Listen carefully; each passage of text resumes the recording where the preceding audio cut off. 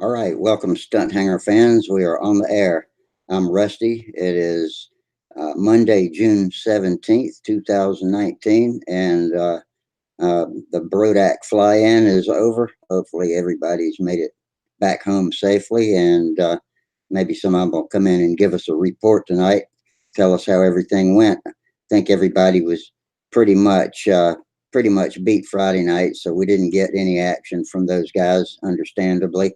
But now that everybody's had time to decompress, maybe they can come in and give us some show and tell us about the scores, and we can get the lowdown on that.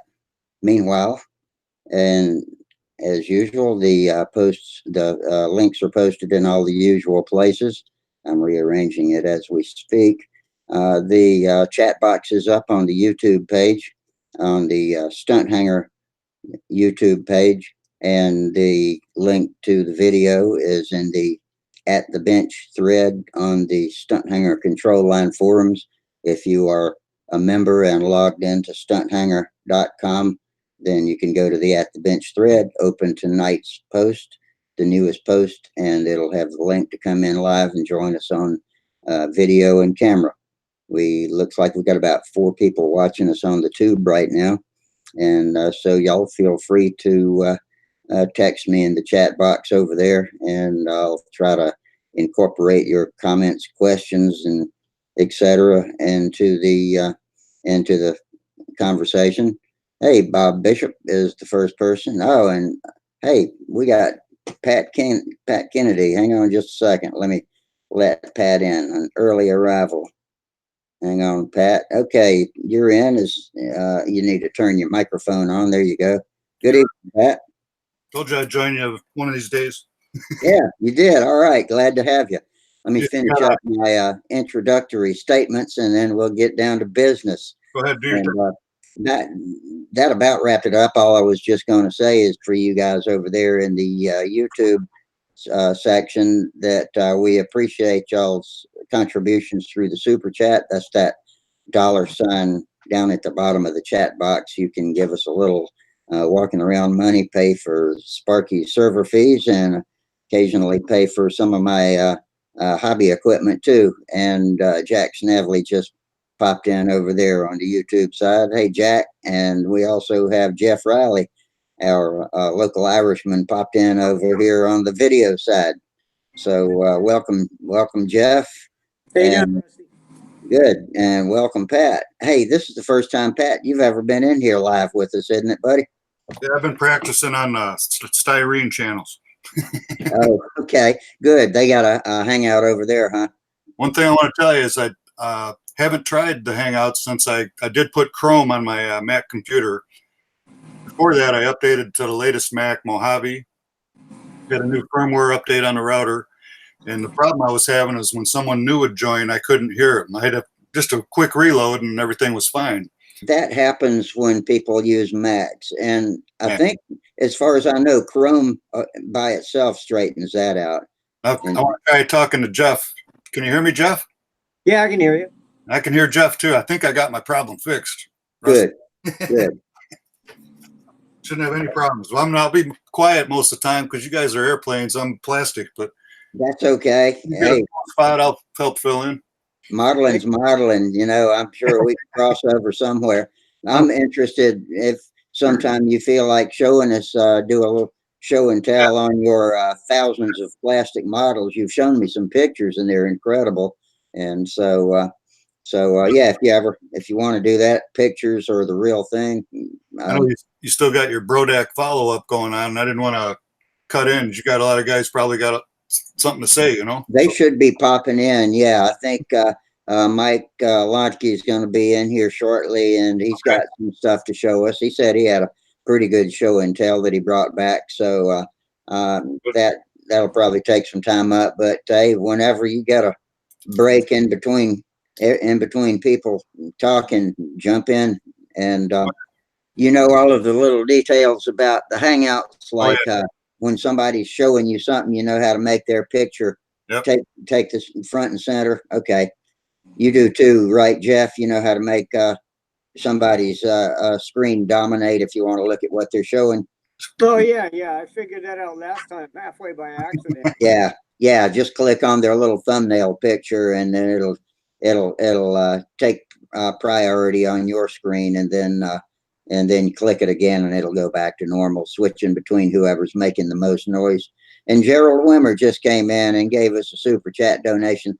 Thank you, Gerald, and we're glad to see you back. You gave us a bit of a scare last week, and checked in. Okay. Gerald checked in from his car on Friday night, and all was better, and we were glad to see that he was back and healthy. And so glad to have you back, Gerald. Hopefully you can come in with us if you get between chores today, because it's the middle of the day where Gerald is, so he's doing probably got a honey-do list and that sort of stuff going on. Yeah, I know how he feels. I got a honey-do list going on. It just refuses to stop. I'm going to turn your volume up, Jeff. Let's see if that helps. Okay, so what'd you guys do this weekend? Anybody? Well, Go ahead. Cabinet doors. sorry, I stepped on y'all. What'd you say, Jeff? Oh, yeah, I was building cabinet doors. Actually, this is my second try at the last cabinet I have to do. So what, are you building cabinets for your own house, or are you doing contract work for somebody else? I don't do contract work for anybody. This is all for me. Really? Yeah, I did sheet metal work, like I said last. I did sheet metal work for 31 years. So as a hobby, I bought a table saw and a miter saw, and I build all my own furniture because I can't stand IKEA. Still got all your fingers? All 10 of them.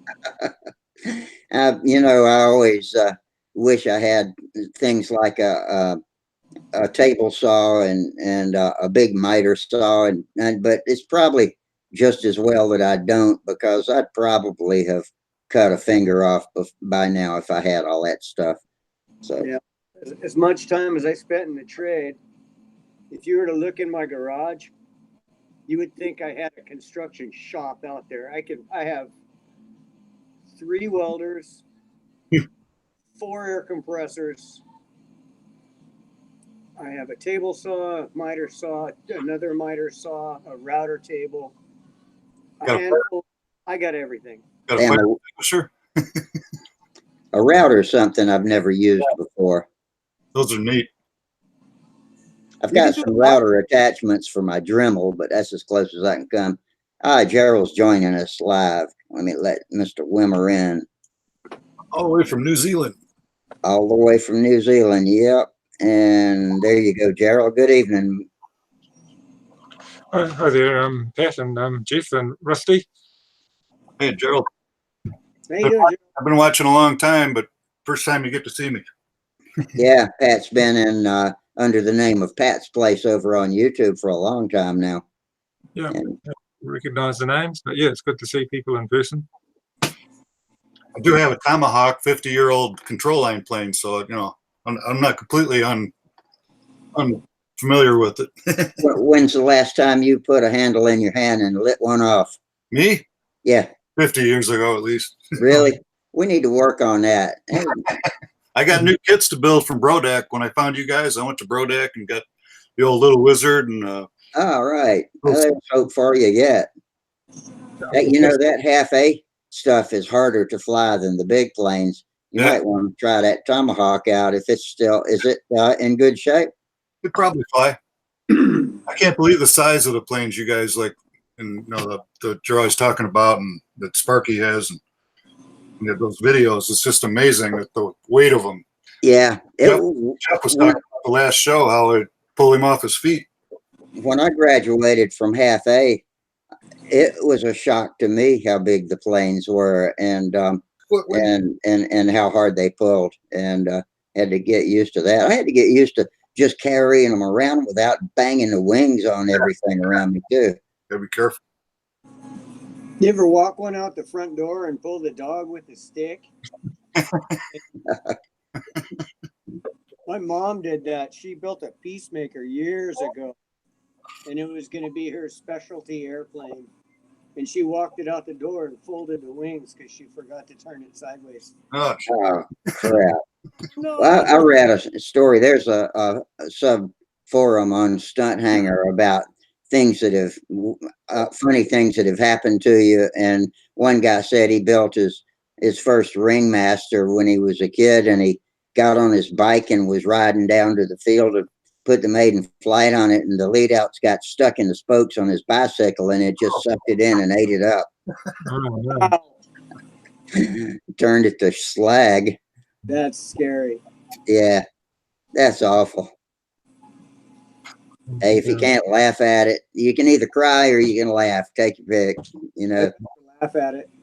I just finished another Ferrari, but if it's, can you see that picture in the distance there? It's a, I'll get it. Yeah, That's a James it Bond car. looks like a black and white picture. It's a submarine Lotus from James Oh. Bond. Bond. Oh, let me click on you. Oh yeah, that's pretty freaking cool. A little bit different. There's no tires. Right. I like it. Flies underwater. What movie was that from? Was that from The Spy Who Loved Me? It's 73. I looked it up and Wow. I'm not sure, but they call it Wet Nelly. It's had a nickname for their cars. It's called Wet Nelly. That would make sense. I remember the movie. I remember seeing it. Walked up. Yeah, Yeah. I think I remember that too. It's been a long time though. Couldn't believe how old the movie was. 73. Jeez, I was hoping to get a Chevy Vega back then. Yeah, with a 427 under the hood. Yeah, V8 Vega. My Vega had a 327 in it. Then I had a Chevette with a 454 in it. Oh, can't even A steer that. Chevette with a 454. Maybe an number. Yeah, well, like I told you Friday, we used to do some dumb things when I was young.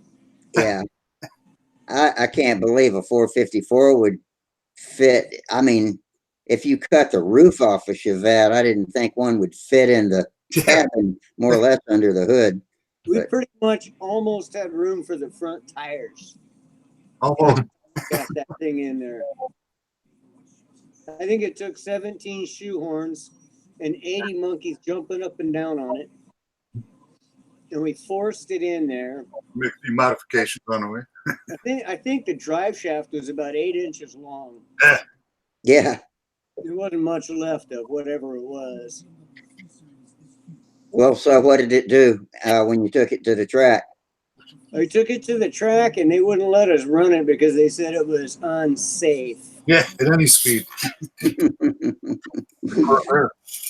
So we ran it in the streets down on what Pershing Drive, what used to be our local drag strip in the streets. And I let a friend of mine drive it because he thought he was better than me. I go for it. I'm scared of the thing anyway. And he left the line. The thing got squirrely, went over the center divider. Created a monster. Spun the wheels a little bit, spun around on him, and we took it home and took it apart. It was a menace. Was that its only race, or did y'all run it a few times before that? That was the one and only time that thing ever got lit off. It was probably a good decision to retire it early. Yeah, well, either that or one of us was going to die. I really did want a Vega with a big block in it, or even a small block. That's small book. I think it was a kit called VH Your Vega in a weekend, and we had my sister had a Vega that sat out in the yard for a couple of years, and that was my opportunity, but I never jumped on it. Actually, pretty cool looking little cars. Yeah, my 327 Vega ran pretty good. I think I ran low 13s, maybe broke the high 12s with it. It's fast enough. In that car. Yeah, it was a little bit early. I didn't like it. I like my Camaro better. Yeah, it's made. Camaros made good race cars. That's what I raced. My only drag car that I took to the track was a 67 Camaro. Yeah, I had a 68. I was curious if Gerald had any tsunamis. I guess there's a pretty big earthquake north of New Zealand there, a little ways. You're okay?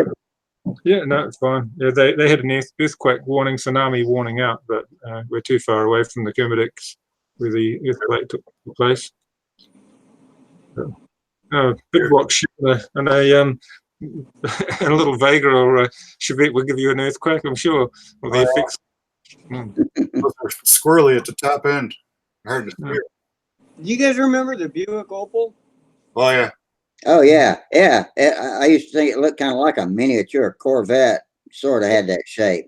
Opal Yeah. GT. Opal GT. Yeah, Opel GT. It That was was a four. European, was it not? I had one that had I had a 321 Buick V6. And that was a lot of fun to drive. Of course, it was about 3/4 of an inch off the ground. That seems smaller than a Vega. Yeah, but it was Yeah. only 231 V6. Yeah. And smaller than a Vega. Well, we So, didn't. Gerald, have you gotten any airplanes in the air lately? Oh, yeah, we did actually. And thinking of Patton not flying for 45 years, a friend of mine who hadn't flown control line for 25 years came over from Australia on the weekend, and we got him behind the handle again. I actually got him flying his old model, and the model had a bit of a ding on landing. It rolled, and he flew it. He only dinged it on landing, which was a bit of a bummer. But no, he was flying his old claptrap, an English model, an English design, and I just glued the wing back together. We'll have to recover the outboard wing. But that was his little model from when we were kids, basically. Wow. We built it in about 1980, a long time ago, and it was really neat to see my friend Ian Cairns flying again after so many years. He flies the big Patton models here. He's a big RC flyer now. But we got him behind a humble control line model, and he seemed to enjoy it. Good. Maybe he'll get the bug and start showing up out there more often. Oh, he's gone back to Aussie. He was just here on a holiday, but he talked about it. He said, yeah, maybe. He was asking about the Brodac Ready to Flies, like a lot of people. It's an easy way to get flying control line again, just by a ringmaster or something. But we've got a combat meeting coming up on Saturday, so I was trying to get the boys practicing some combat flying, some models, and now I've got repair work to do. I've got to try and do some motor swaps and get some other combat models back up in the air. So we've got some more models for the event. But yeah, it keeps you busy because we're always going to different events, and this combat event's the shortest day combat, so they expect you to get along nice and early in the middle of winter and do your stuff and be all done and dusted before it gets dark, which is tricky. It's not easy. Short days. Yeah. I tried to run a longest day scale day at our place a couple of years ago, and that was fun because you could do it at a nice, relaxed pace. No, have lighting up until 9 o'clock at night. But the shortest day combat meet is gloves and a hat, and it's normally cold where we go down in Mercer to fly. But Otto's going to fly. I said, Otto, you fly. I'll pick for you.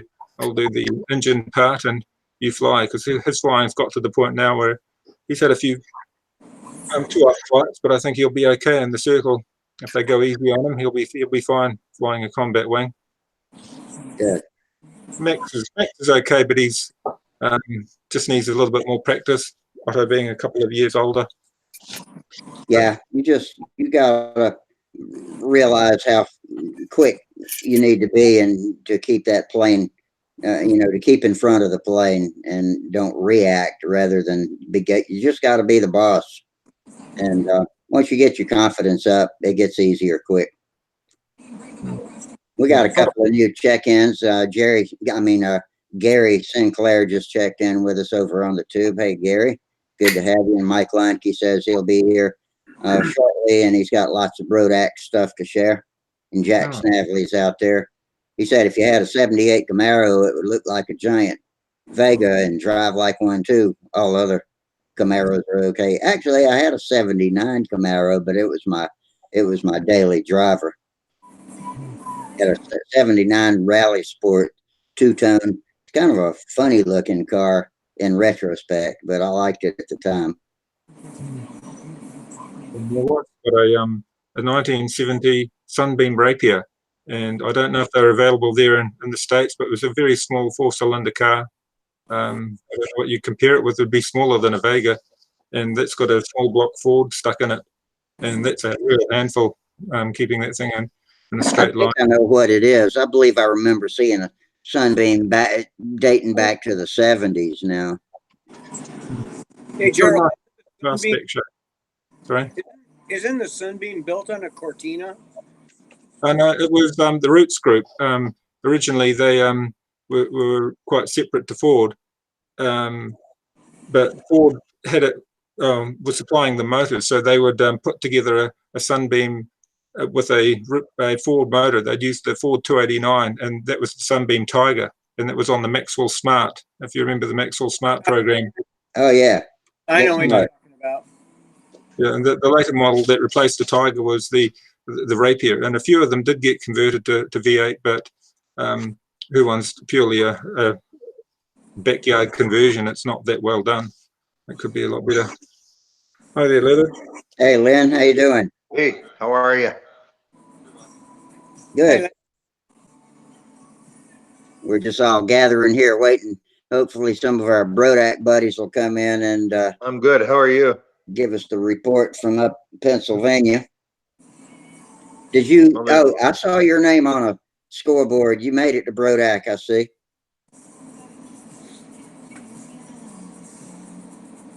What's that rushing noise? Let's see. I don't know who that's coming in with. Oh, yeah. I can't tell. Has somebody got a fan blowing on them or something? Sounds like a radio in the background. Or a microphone sitting on top of a computer. That'll make a rushing noise.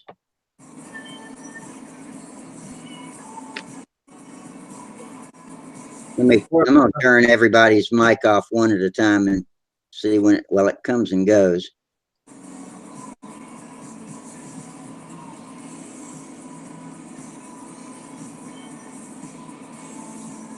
Okay. Not Pat. It's Jeff. Jeff, what you got going that might be making a rushing noise? Maybe my refrigerator. No, that's hard to believe. Sounds like the ocean in the background. It comes and goes. He was sounding looking good till a few minutes ago. Yeah. Yeah. Came in recently. That noise. His camera's off right now. He's checking on it, I guess. Here we go. You hear it now? It's better. It seems better now. Yeah, I just moved my iPad away from it. Yeah, I got a refrigerator out here next to my shop where I sit. It's amazing how the smallest noise can and get in the mic and interrupt it. So Yeah. I was trying to listen on my mobile the other day in the car, and it was impossible. I'd hold the phone to my ear, and I still couldn't hear it because there was rain coming down, and it was just really too hard. Plus, the connection's not the best in the mobile either. So No.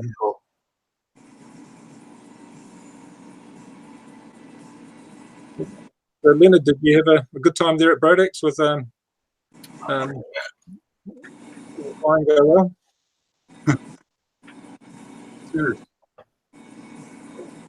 A little bit broken up. okay, can you hear us, Leonard? Yeah. How hear me? was Brodak? Did you have a good time at Brodak? Very good. It was excellent. What events did you fly in? I flew in, let me see, Old Time Phase 2, Stunt. I'm getting double, yeah, see, it's not working well tonight here. I'm talking right now, but it's coming late. You're all synchronized over here. Yeah, the synchronizing's it's no good. The synchronizing's no good, so I'm going to pull out and try to come back. Okay, yeah, just close up all YouTube. Just open at the bench and come in from there. Make sure that video doesn't play. Well, it's too late. He didn't hear that. I might need to take that video out of the at the bench thread because people leave it on sometimes when they come in and it's making a racket in the background.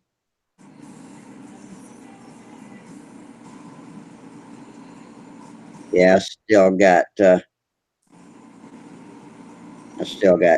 Jeff's roaring fan going in the background, off and on. But Move up here. See if that doesn't change anything. okay. I'm I'm avoiding the sun because I'm outside right now. Take any sun I can get here in Michigan. It's been 7, 8 months of gloom and don't even want to open the blinds. We had a nice little cool spell for about a week and a couple of days, and I think today it officially ended because the heat was hot today, and the wind was hot too. What little of it there was. Yeah, just move out here to California. You have all the sun you want. We're in the middle of winter now, so the leaves are falling. I'll show you outside the window. You can look out the window. We never had summer yet. Yeah. Yeah. Oh yeah, before I put it back on, that was my Thunderbolt that I had to rebuild the other day when I fell over flying it, and the Tony on the top I rebuilt. So, that was the one that Elena broke. She was trying to train like a 3-year-old guy to fly, and it just got away on them. And I put that back together, and my old Thunderbolt back together. They're my old models from the 1980s that I built for like display combat flying, and that was my other old Eco. Look at that Ringmaster. Is it got a shorter? Is it short coupled? Is the stab closer to the wing than most Ringmasters? Been repaired a few times. Yeah. Because the Ringmasters are over here. The Ringmasters. I was looking at a little blue winged plane. This little one here is an English model with a diesel on it. Oh, I see. Yeah, it's not a Ringmaster, is it? Yeah, got a different. It's a nice little flying model, but it's got a little DC 1.5 DC engine on it. I was using a remote needle on it because the needle came out upside down and it cants forwards if you invert the needle valve assembly. So funny little odd quirky thing, but there's Otto's Tony, my Tony above it, and Max's that's my rabbit, my shop mascot, and that's Max's little Grumman Martlet or Grumman Wildcat. That's my brother's Sig Acrobat there. That's a pretty sleek looking plane. Yeah, he built that a few years ago, and it's got a KMB 40, and it flew nicely, but he had problems with the KMB after a while, just letting it sit. He really needed to give it a good clean out. All right, here comes Leonard again. Let's see if he's got it. Okay, Leonard, we got you back in now. If you came in from the At the Bench thread, make sure that video that's in that post isn't playing because that could mess you up too. Yeah, I didn't open it this time. Yeah, okay. Can you hear me? Yep. Perfect. We're good. Yeah, okay, excellent. Crystal clear. Finally. I'm getting better at this, but it's slow. Yeah, it's just a few things you have to watch out for. You get the hang of it. I clicked on the video thing, and that's where I messed up. Mm-hmm. I didn't do it this time. So you were asking what events I flew at Brodax. Yeah. Oh, man, I can hear you a whole lot better now. Yeah. I flew Old Time Stunt Phase 2, Half A Stunt, CLPA, and Junkyard Wars. How did Half A Stunt go? I heard it was really windy. It was very windy. It was very windy, and they only got one round in. Really? I saw Will Davis, no a video Will Davis put up today, and it showed Mike Lansky flying I guess a flight in Half A Stunt, and it looked like those little caution tapes that encircled all of the flying circles was just whipping in the wind. Oh yeah, he had probably the most powerful Half A airplane there. He had a couple of close calls, but it looked like he held it in for the whole flight. Yeah, it was really rocking. Mine was overpowered and the airplane was too small and it basically went like a combat model, so it wasn't worth a damn. Were you able to do any of the stunts? Yeah, I think I got through most of the pattern, but some of the stunts were so fast they were basically unrecognizable. Yeah, it's It hard was to do like a flying stunt square. with a combat model. Yeah, it's hard to make squares square and not round when you're No. flying that fast. I had a Norval 049 on mine and it was going at Mach 1, so it wasn't a lot. It wasn't a Yeah. lot of fun. Mhm. But it was a good event. I think on a calm day it would be a very good event. Yeah. Now, what about the wind? Was that the only windy day, or did y'all have wind? No, the wind was up and down the whole week. It seemed like anytime it wasn't windy, it was raining. So it was a fight. Yeah. Most of the week was a fight, either with wind or rain. Is that your first Brodak, or have you been before? No, it's my 10th. Oh, 10th. Okay. Well, Yeah, I've been to 10 of them. What about Junkyard Wars? Did you play that game? Yes, we did. We finished second. Oh, good. So it was a lot of fun. Naomi and I flew in Junkyard Wars along with 2 of the other Canadians. We had a lot of fun. It was good. I saw Naomi came second in carrier, profile carrier or something, and she seemed quite happy. And on Facebook, I saw a picture of their model. I'm sorry? Oh, Naomi flew carrier, I believe. Yes, she did. She flew in 15 carrier, finished second. She had a really good day with that. It was a lot of fun. Her first landing was right on the center of the deck and caught the wire, and it turned out really well for her. She did really well. That's good. She was so excited when she landed on the deck, she forgot to shut her throttle down. So it was a good time.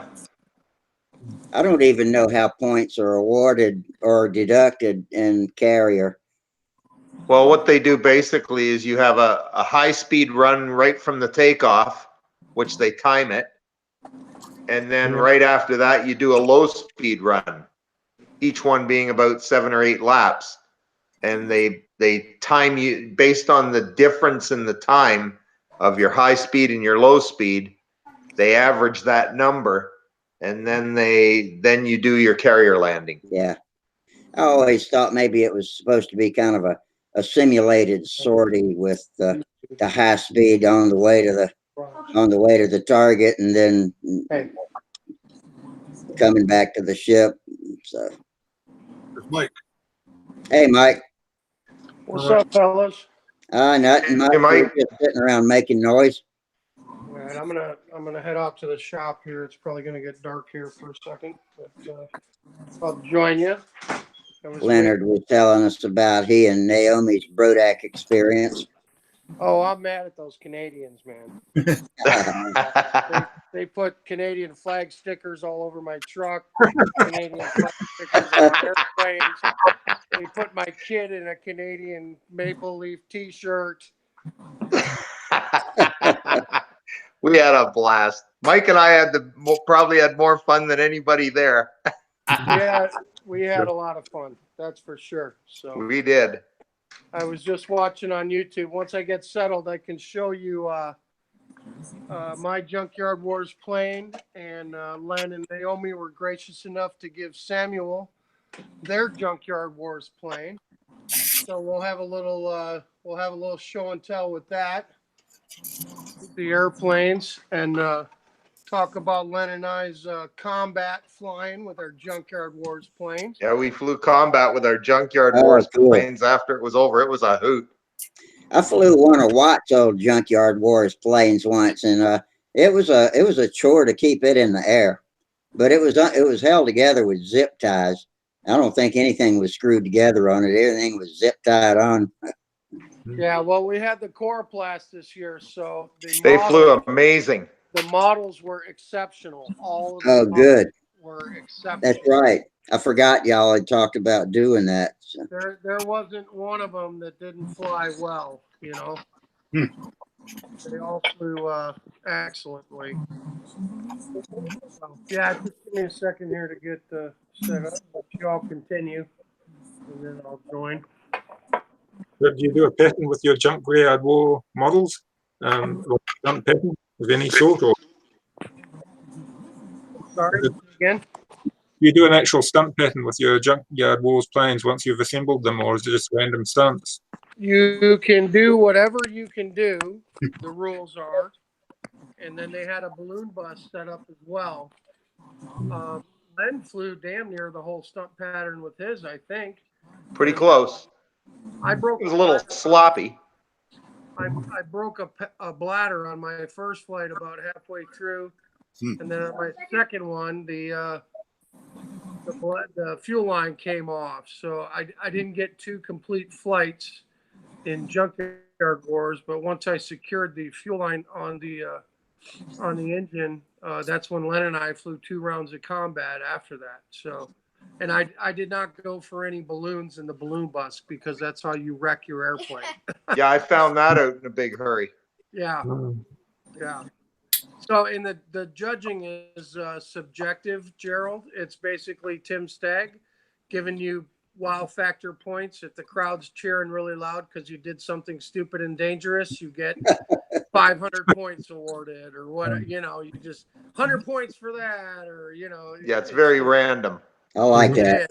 The balloons were specific point numbers, and if you got them inverted, it was more double points, and based on the color of the balloon. And they had a wall set up with a pallet, and the balloons were the closer to the wall you got. If you hit a balloon without hitting the pallet, you got more points. So but I will say all the designs flew well. It was a hoot. It was absolutely a hoot all the way. I think the balloon bust would have been better if the balloons themselves had been on 1/4-inch sticks of balsa instead of on pipes. Oh, They yeah. were on, they were on pipes, which was And I didn't realize that the first time. Came in to attack the balloon, hit smack on the pipe. That was the end of that. I didn't try that again. yeah. Hey, since we're talking about, we were talking about half a minute ago, Greg Rodney, the Hyper Viper guy, just came in. And did anybody fly one of those Hyper Vipers that Greg kitted, the CNC guy? They did not. Tim Stagg won it with his Tsunami. Keith Morgan, who is Goose Gog on Stunthangar, was second with his ME 109, which was very nice. Actually, it's a Focke Wolf. Oh, I'm sorry, Focke Wolf. Yeah, it's okay. You're Yeah, correct. Focke Wolf. Who was third, Glenn? Chris Fretz Chris Fretz had a very with a nice Pathfinder. very nice Pathfinder. And then I found out today when I was talking to Will Davis, I actually took 4th place, Glenn, because That's awesome. I never saw the scoreboard. That's the awesome. The weather turned to shit after the first round, and they put the scoreboard away, and it wasn't available the next day. Nobody saw it. I took 4th place with mine. So Good for you. yeah, it was windy. It was so freaking windy, man, especially for half A's. It was retarded. It was. And Rusty, I think I showed my half A before I left for Brodax. Maybe Friday night I showed it or something. It was basically a hopped up half A combat model with a Profi 049, a honking engine. And the first day I flew it, Sunday, I couldn't even, it was a tiger by the tail. I could barely control it. It was so tail heavy. So I started throwing nose weight at it, and the lap times were like 3.5 seconds on 48. I ended up flying this half A combat plane, or half A stunt design, on 56-foot lines. Holy crap. Is what I ended up with. 56-foot Spectra lines, and I had to throw 3/4 of an ounce of lead in the nose. I changed the belt crank to a 3-inch belt crank while I was there, and put a 2-inch horn on it instead of the 1-inch horn. And then it was flyable at least. But it was unflyable when I showed up. I flew it every day for 3 days until half A, and I got it flyable. It was still a lot of fun. I think if it hadn't have been so windy and with one more day of trimming, I could have been a little more competitive. But I had to fly those 50 what did I say? 56, 58. 56. Yeah, 56. That's I think you wild. said. Just It to, was definitely the most powerful airplane there by far. yeah, it was. I've But the never last- put a half A out on lines that long before. But Yeah, the but last- you know what? This engine's got the power of a 15. It's unbelievable. It does. It does. And my airplane had a 40-inch wingspan.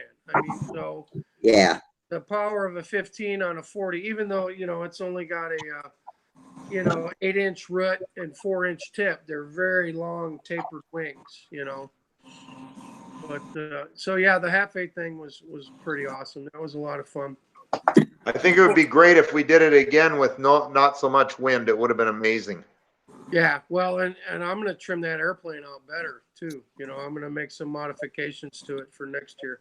That was thrown together 2 days before we left for the contest, so I didn't have a lot of time to fly it and do things to it. But it was exciting. Tim Stagg's flight was amazing. Chris Frett's flight was amazing, and even Keith Morgan's. Those guys in the wind, they had recognizable shapes in their In the pattern. pattern. yeah. Chris has learned really fast since he started because he's only been flying stunt for a couple of years now, and he came along really quick when he started putting his mind to it. Yeah, the one that flew really good crashed in the overhead 8 when he ran out of fuel. But the best flying airplane, he did the best pattern up to that. Was that Jim Vagani? I don't know who he was. That's when you were standing there by me and stuff, and I mean, his squares were so good with that little half A in that wind. It didn't sound like it was going to make it over the top when he first went out. That thing just pulled wing overs and stuff like that. But Yeah. he on that 8, that wind caught it, and there was just no saving it. How about Scott Reichland with that slab wing thing he was flying? He did really good, man. You remember seeing the wing flexing so heavy on that, Len? He said the spar broke in it while he was flying it, I think, or something. Wow. So let go while he was flying it. It was really under stress. Yeah, he refueled during his flight too. He did half the pattern. He landed, refueled, got it back in the air. Yeah, it was a very interesting half A. Yeah, the biggest thing would be to get a tank that was big enough to do the whole pattern. But I talked to that one guy that I thought his airplane flew so good and everything. He went with longer lines, which then slowed down, the lap times, and he ran longer. Well, Steve, I had a tank big enough to do the whole pattern. Yeah. Well, you had a bladder. Well, yeah, I Right. had a tank big enough to do the whole. I flew 2 laps in between all my maneuvers. I flew 6 inverted laps. I did 5.5 after the take. I didn't want to deviate from the regular pattern and do an abbreviated one because it would have screwed me up. Yeah.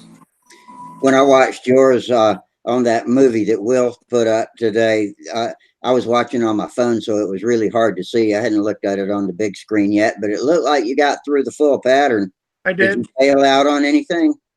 No, I got my pattern points. I flew the whole thing. Sounded like you got a round of applause. It wasn't pretty, and I almost stuffed it a couple of times. Yeah. Because it was still a little twitchy. I still didn't have it trimmed out completely. But you got to understand, man. Len, what do you think the wind gusts were? 25? Oh, it had to be at least 18 miles an hour. Yeah. Maybe more. Yeah. It was crazy, man. The wind was insane. And it was just like that the first day of CLPA too. It was just insane. Yeah, It was blowing a hoolie. Friday precision aerobatics was rough. Was rough. A lot of people bailed out and didn't fly on Friday. That had the most people show up to watch was the half A. Yeah, like what Will Davis said before my flight. He walked up to me and he said, "Now don't be nervous, man, but there's more people here watching this half A event than stick around to watch the Walker Cup at the Nats." he was right, man. Oh yeah, definitely. Walker Cup day at the Nats, man, there's maybe 20 people watching, and that's including the competitors. everybody leaves by Saturday if they haven't made the cut, you know. But I mean, there was 50 people sitting over there in chairs while we were flying half A. It was the biggest. It was, you know, Junkyard War is big, but they got a captive audience there because of the food. Right. Besides that, I mean, The half A's guaranteed to be fun, so that's a crowd pleaser. They had a captive audience because of Mike and I. And the Pirates. who won the Junkyard Wars? The Pirates.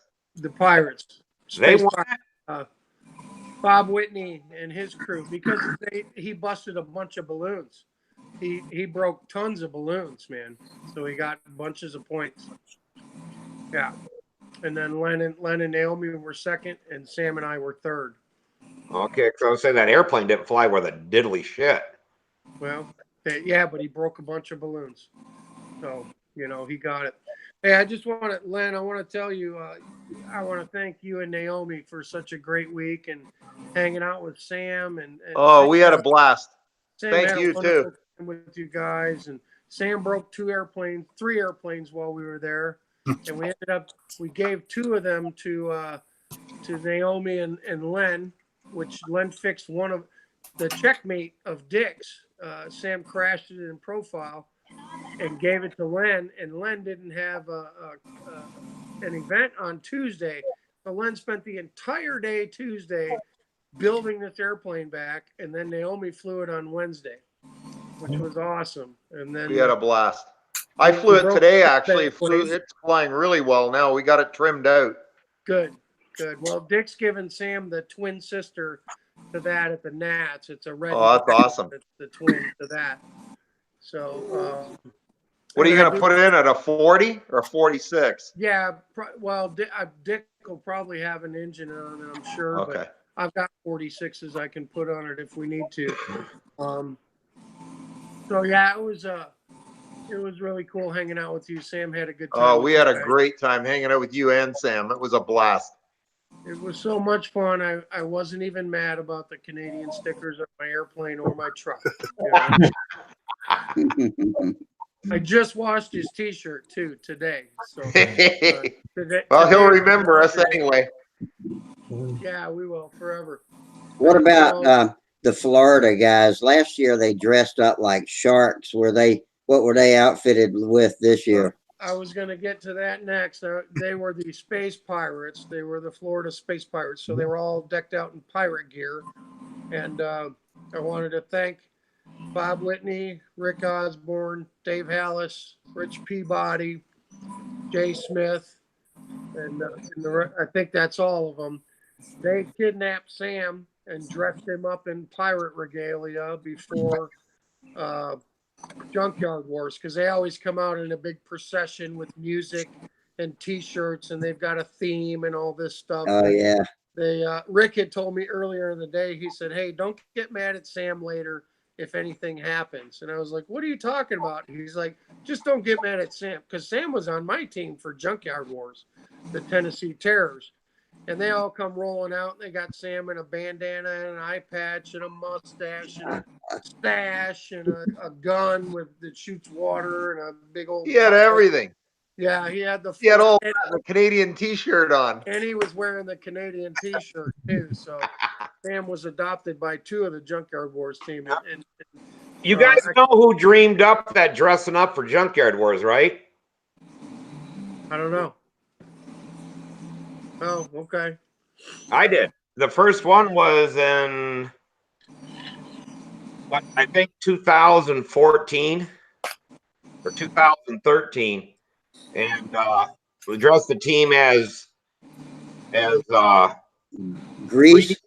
Yeah, I remember that. Grease, and the next year we went out as clowns. But I stopped it because it cost so much damn money. Because I was dressing everybody. Yeah. The first year it was like $90. Then Samantha wanted to do clowns, and the first load of shit from the clown thing she ordered was like $134. I believe it. I can't afford to dress everybody. It'd been different if older people and they paid for their own, but Team Absurd is always just banjocking a bunch of kids. And how Yeah. I was dressing 4 or 5 kids. And, yeah. Well, thanks for starting that tradition, because the Florida guys really have a lot of fun with it. They have a really good time, and I want to shout out to Dave Hallis and Bob Whitney again of the Florida guys. They took Sam over to one of the circles after events were done and worked with him on clown racing a little bit, teaching him how to take off a clown racer and pitting and getting back to the pit man. And Dave went out there and flew with him and taught him how to pass somebody in the proper way and all that stuff. So Dave, Bob, if you happen to see this, thank you for spending that time with Sam and working with him. He enjoyed it. They get him on Sam speed.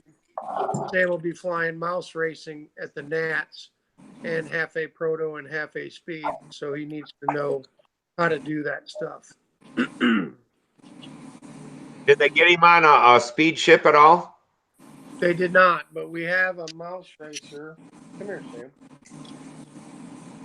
We do. He was given a mouse racer while we were there.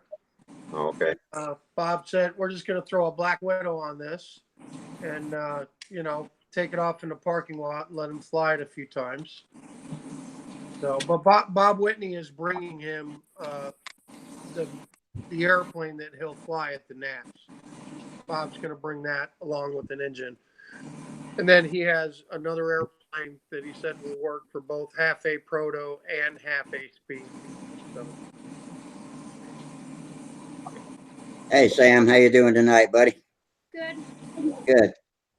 Sounds like y'all had a great time. I'm glad to hear it. Hey, Sam. Tell 'em about all the airplanes you got. I got a lot of stuff. You got a lot of stuff. Can we do a little show and tell, Rusty? Go for it. Absolutely. Yeah. I'll All right. go ahead and click you up so everybody can see. Okay. You got the stage front and center. So this one guy gave us this prototype 25 size full bodied Cardinal from Brodak. That is awesome. Wow. So this was a prototype. Brodak was going to kit this at one time, and they ordered up some prototypes. This was never mass produced, and our very own Steve Hines gave this to Sam. 25 size Cardinal full bodied stunner. Yeah, it was crazy. I bought it in Michigan. I bought it down there in Jackson. Brody had it. He had 3 of them. Zambelli said he built it. Was that Valley said he built it? Yeah, he knew exactly what it was when he saw it. Yeah. Called a cardnet. Cardnet. Okay. Okay, yeah. And it flies amazing. All done in white like that, and they wanted $50 a piece. I bought one, and I forget. It seems like he sold one to somebody else, and had one. But I know he used to have a red one. pardon me. All right. What we got here? This is a lightning streak that Bob Whitney used in Foxburg racing, or some sort or another. And he gave that to Sam. We have the engine for it too. He handed us the engine before we left. So Sammy got that. Nice. Yeah. Get the P40, Sam.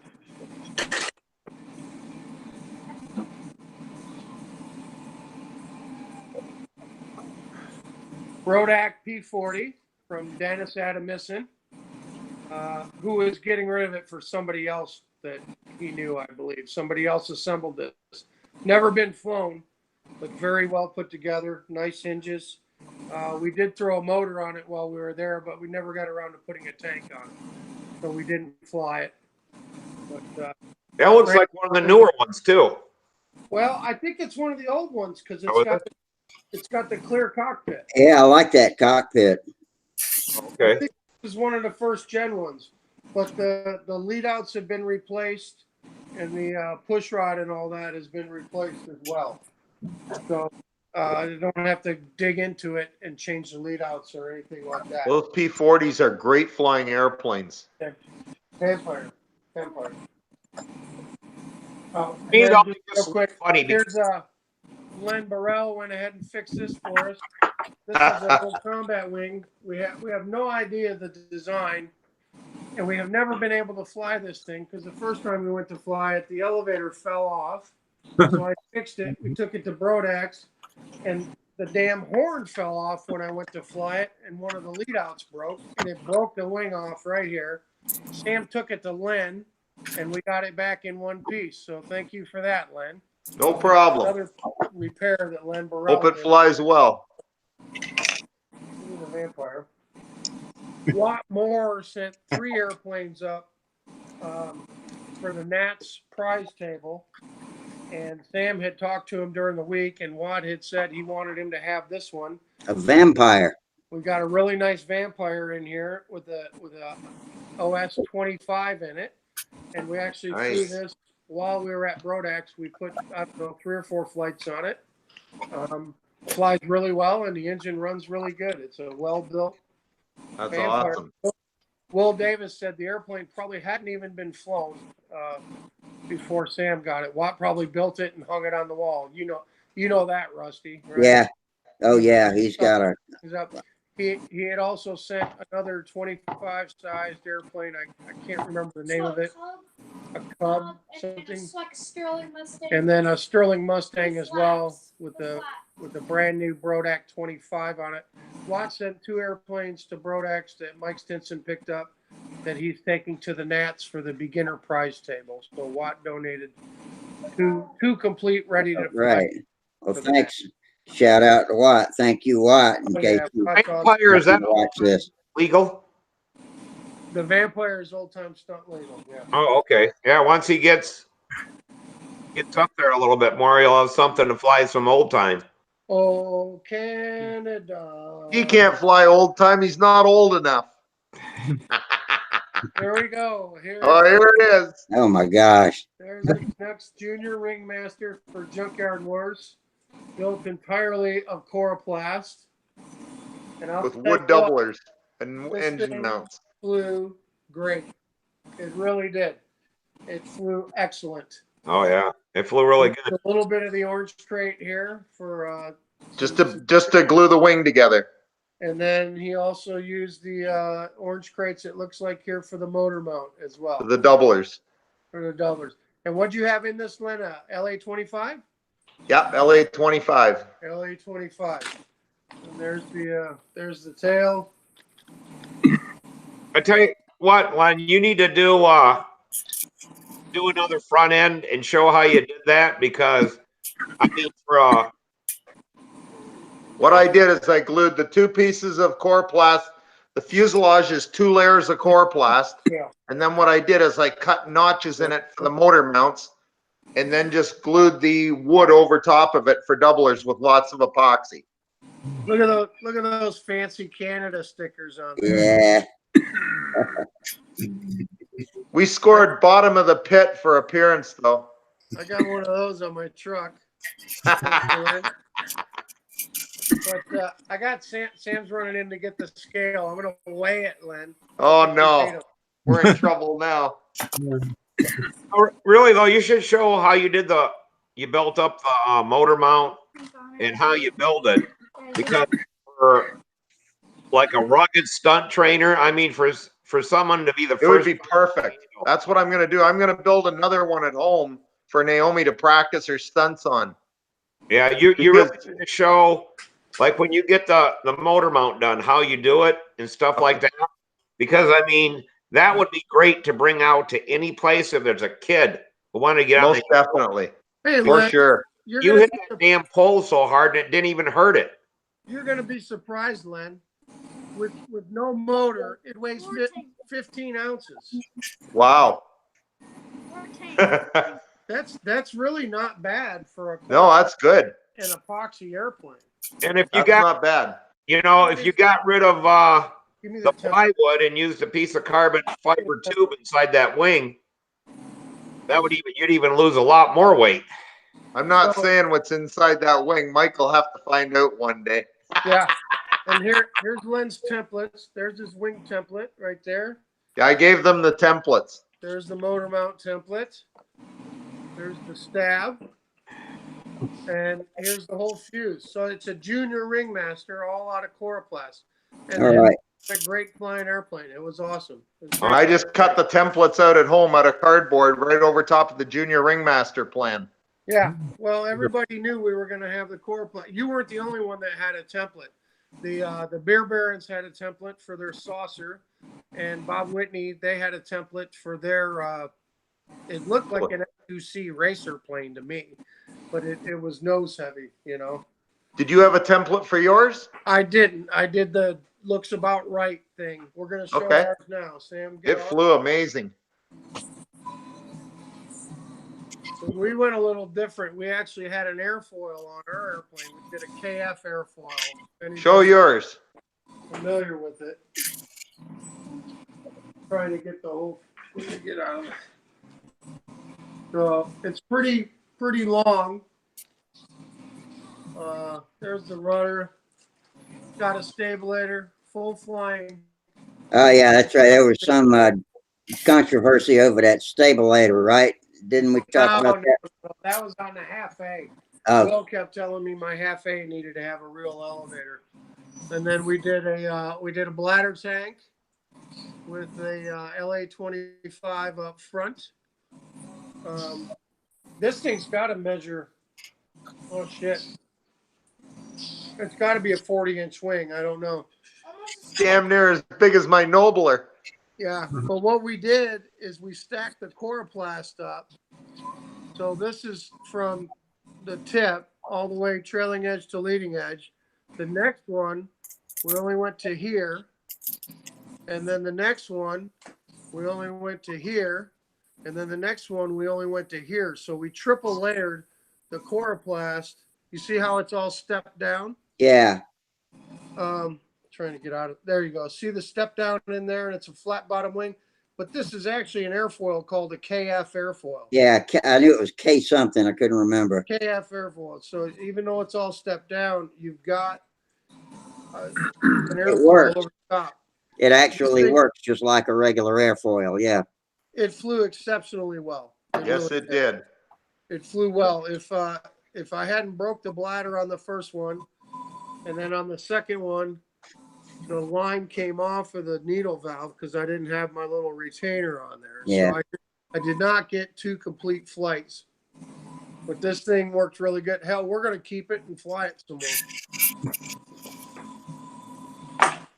So that's our, that's pretty good. Other than picked up two more rugged stunt trainers from Phil Cartier. We're going to Awesome. Sam, 2 more RSTs. Why? And one more thing, but I'll save it for a little bit later because it's super special. How did you get all that stuff in your truck? Well, we gave 2 airplanes to you, Right. the Streak 2000 and the Checkmate. So those were 2 full-size stunt planes. The Bislob didn't come home. That's Right. true. The Bislobs are a bugger to transport. They take up too much space. Actually, 2 Bislobs didn't make it home because we took 2, and one was to sell. Will Davis bought one of them. So Perfect. We had 2 Bislobs in the truck. Neither of those came home. The 2 we gave to you guys, and then we wrecked 3 slow combat planes while we were there. Those all stayed in the trash can. So that's good. So even though I'll do it. plus 4 airplanes coming home, we left 5 or 6 there. So You bring the good ones home, leave the bad ones anywhere you can. anywhere you can. Yeah. So yeah, good time at Brodax. Junkyard Wars was awesome. Combat was fun. Stunt was fun. We'll talk about stunt a little bit later too.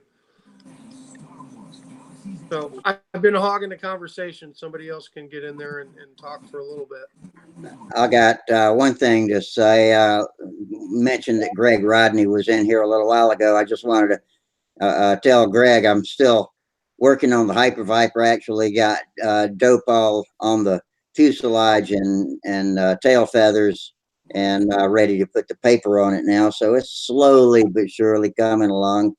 And I got a little kind of a sanding wheel. It looks like some kind of coiled up plastic for the Dremel. It looks like a toroid shape, and it was great for hogging out the compartment behind the motor mounts to make more rounded off room for the bladder back in there. And so that one's coming along. It's gonna be all painted up before I glue it together, but I think it's ready. It's ready for paint now. I'm going to put another coat of clear dope on the whole outside of it, and then get it painted, stick it together.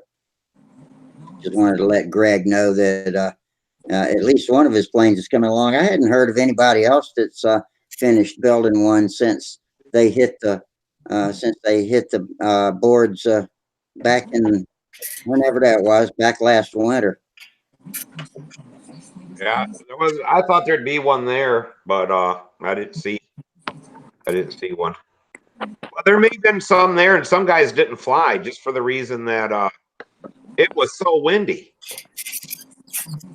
You know, it was just really too windy. What you got? What's that, Sam? Hey Steve, thanks again for the cardinal. Oh, you're welcome. I knew, you know, I bought that, and Samantha outgrew it so fast that I bought it late, and I'm like, that's too nice to throw away. And I knew that there'd be a young person come along sooner or later that would appreciate it, and I'm glad you do. And hopefully that'll give you some experience on a flapped airplane and stuff. And Hey, what engine and what size tank did you have on the plane? that I never had an engine or anything on it. That's the way I bought it. Somebody, if you look at that, I think LA-25 will go right on there. I just put like a motor in it and lined up the holes. But it'll be that or a Brodak 25, one of the two. But somebody, whoever built that, put like little wood pads on there. If you look on the hardwood rails, and I think them need to be taken off. But I'm not sure why they did that. But I don't think the spinner will line up with them on there. But I'd try it first. Hey, what size tank do you think would it should have on a LA-25? Probably about 2.5 ounces, I would think. Maybe three. Maybe I think 3 probably. 3 out of 20 LA-25. I'm not 100% sure.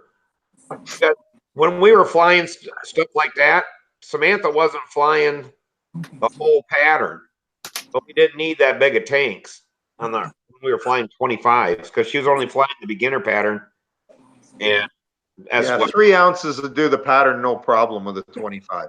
Oh, okay. Oh yeah, no problem. Because Naomi uses that, and a lot of times I'll take her plane up and fly it, and flying the whole pattern on 3 ounces is no problem with a 25. Oh, okay. With 3 ounces, you could probably even get away with 2.5, but 3 to be safe. Yeah, like I said, when Samantha was flying 25s, I think we had like a 2.5 ounce tank, but Yeah, that would be about right. you know, but I can't really remember, but that was just for beginner and stuff like that when she was flying. And then the next airplane, right about that time, she jumped to the Oriental. So that had a 4 ounce tank on it. So we never, Yeah. we never did no experimenting with something like that. Yeah, we'll totally be able to bring it to the Nats, or we'll try to. We have tons of LA-25s. Yeah, I think LA-25 would work good in it. You'll be able to put it in there and try it out. I think you're gonna like it being a flapped airplane or do nice square corners for you. You're flying better and better every week, so. Oh, we finally got to fly this Ringmaster that I got Nice. here. from that guy that came from Japan. They gave it to me, and this thing flew. I have to say, this thing flew awesome, and it has an L5 on it. The tank broke on it. It just kind of, it really didn't break. It moved out its spots, so it made it. That thing went very lean when it leaned down. You guys remember me showing you this plane from last year? Yeah, yeah, The take apart ringmaster that Masahiro Matsui gave Sam. yeah. Oh yeah, I remember that. We flew it. We took it and flew it, and it was freaking amazing. Best ringmaster I've ever flown in my life. 22 ounces, I think, is what it weighs. Wow. The bracket on the tank broke loose while Sam was flying it. So we only got like 3 flights on it, and then we had to retire it. I didn't try to fix it while I was there. But I'll tell you what, this is the lightest, best flying ringmaster we've ever had our hands on, and it's a take apart too. One The nice wing thing on about that, Mike, will be a windy weather airplane. If you ever get to a contest and you got to choose a plane, windy weather, them things fly good. Yeah. Darn right. Mike Griffin was building take apart ringmasters a few years back. I think Wayne had a couple of them.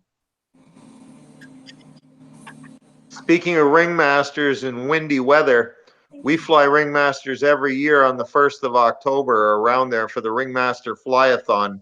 One year we had 60-kilometer-an-hour winds and we flew ringmasters. It was unbelievable, and they flew amazing.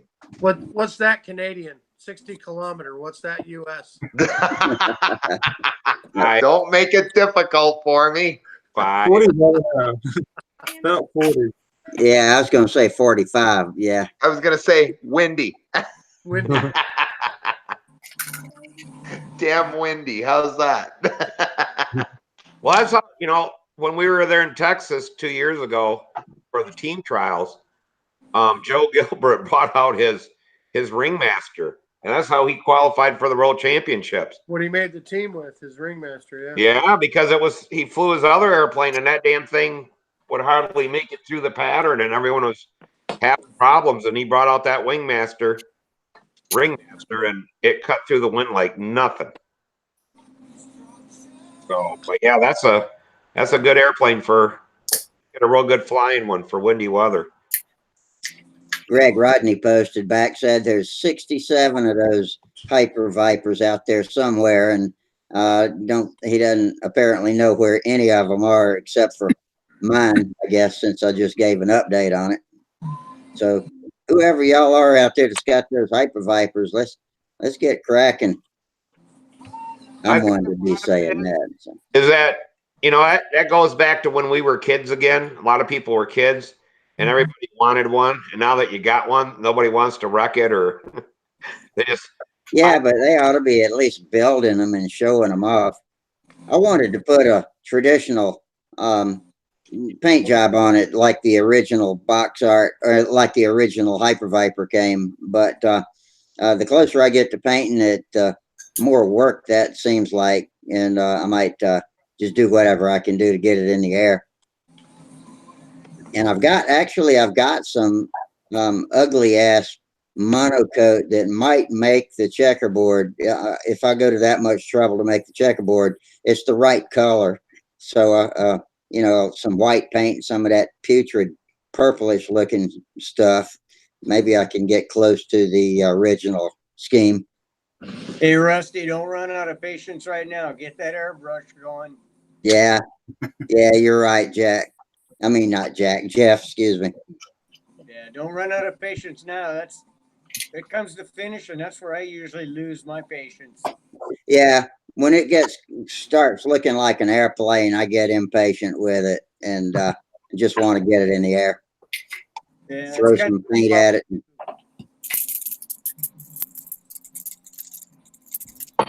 That's why Rusty, Frank Donnelly was there hanging out all week. Who was? Frank Donnelly. Oh, really? Yeah, he hasn't joined us tonight, but he was there all week. I got to know him a little bit. It was nice to see a forum Hangout guy and just chat with him. He flew well in intermediate. He did pretty good. Did any other people come up to you and say they see you on the shows, on the Hangout shows? I can't really recall. I Oh yeah, people. Brad Smith, I think. Well, no, Brad's a Facebook guy, I think. What were you saying, Steve? I had a lot of people come up, said they see me on the Facebook show. On You the mean on the Hangouts or Stunt the Hangar? Facebook? Yeah, on the Hangouts. But a lot of them watch it on Facebook and stuff, I guess, after it's posted. And I've started looking at the Facebook page a lot more regularly now because Mike was telling me about it. I mean, I knew about it, but until Mike started talking about it, I didn't really think much of it. And so A lot of people on there. on there every day. There is. I like There's a lot of people on there. Naomi's on there. I like Naomi. Oh yeah, in there. Yeah, for sure. I know you don't have a Facebook page, Len, so I keep track of you guys through Naomi because she's Hey, I always keep telling bragging you. about you. She's always Lately, bragging she's about you. doing more in this hobby than I am. Yeah. It's unbelievable. I mean, the YouTube page. Did I say I said Facebook, didn't I? Yeah. Yeah, they're watching Len on and YouTube. Len and I are talking about Facebook. Yeah. Hey, Len, I do have a new respect for you though, because you know as well as I do how hard it is to get airplanes ready for two people. Oh yeah. To pit This for two people. we talked about this. It's to fix difficult. airplanes for two people at a contest. It's hard. It's murder. It's hard to take care of your own stuff, but when you got two people you're taking care of, and you're on different circles, and you may be flying different events, two different It's events. wild. Hey, Absolutely wild. Gerald, are you trying to say goodbye? No, I'm trying to say 4 people. Oh, okay, 4 people. Yeah, Gerald knows. That's even harder. Yeah, it's rough. It's just man. insane. It's Because rough. you're trying to keep your stuff all together and organized, and the other person and keep their stuff together and organized. And the worst thing is Like Naomi can do some of it. The worst thing is lugging a pit box from one circle to another, because you can't have a pit box for every person that's flying. You have one. Well, So Naomi has her own, so that's a good she thing. does. Oh, Oh yeah, she has her own pit box. Okay, I haven't started making double pit boxes. And you know what? If I take things out of her pit box, I get royal shit for it because I deserve it too. So, well, Gerald, you can understand then how hard it is at a contest to pit and help someone else get going, and especially and one day we had combat and half a stunt in the same day. Yeah, very tiring. Very tiring. Yeah. I'll tell you what, Mike, we did with Samantha, or I did. I forget who makes a pit box, but it was white. And then we took a magic marker or a Sharpie and had people sign it. And Samantha's got like 5 or 6 world championship signatures on it from her original pit box. I don't know, when she was probably 11 years old. Oh, that's pretty awesome. That's a nice keepsake. Yeah, she carried it to every contest. Then when different people would sign it. Buzz signed it, John Brodak, Billy Warrich, Bob Hunt, the guy that did the stiletto. Les McDonald. Yeah, Les McDonald signed it. And a lot of them are gone now. John DeTavio. Gieske did it. Yeah, John DeTavio, but Gieske. Yeah, she just got everybody's signatures on that. Yeah, that's a good idea, Steve. I might consider doing that. Maybe some of them will start dropping PAs in the pit box for Sam. That was a joke, man. Come on, guys. Good luck with that. Yeah. The other kid that was flying PA there, was he flying electric or gas? Electric SV, SVR, and then some electric profile too, as well as profile. I'm not sure. He did very well. He's a very good flyer, very competent flyer. Has he been flying other contests or? I'm not sure. I don't know them that well, All I know is I know he's 13 years old. He's a little bit older than Sam, and he's a little bit bigger than him. So he's flying that SV very well, full size SV11. And he won profile, and he actually won the whole contest overall. He beat all the adults in profile. Oh.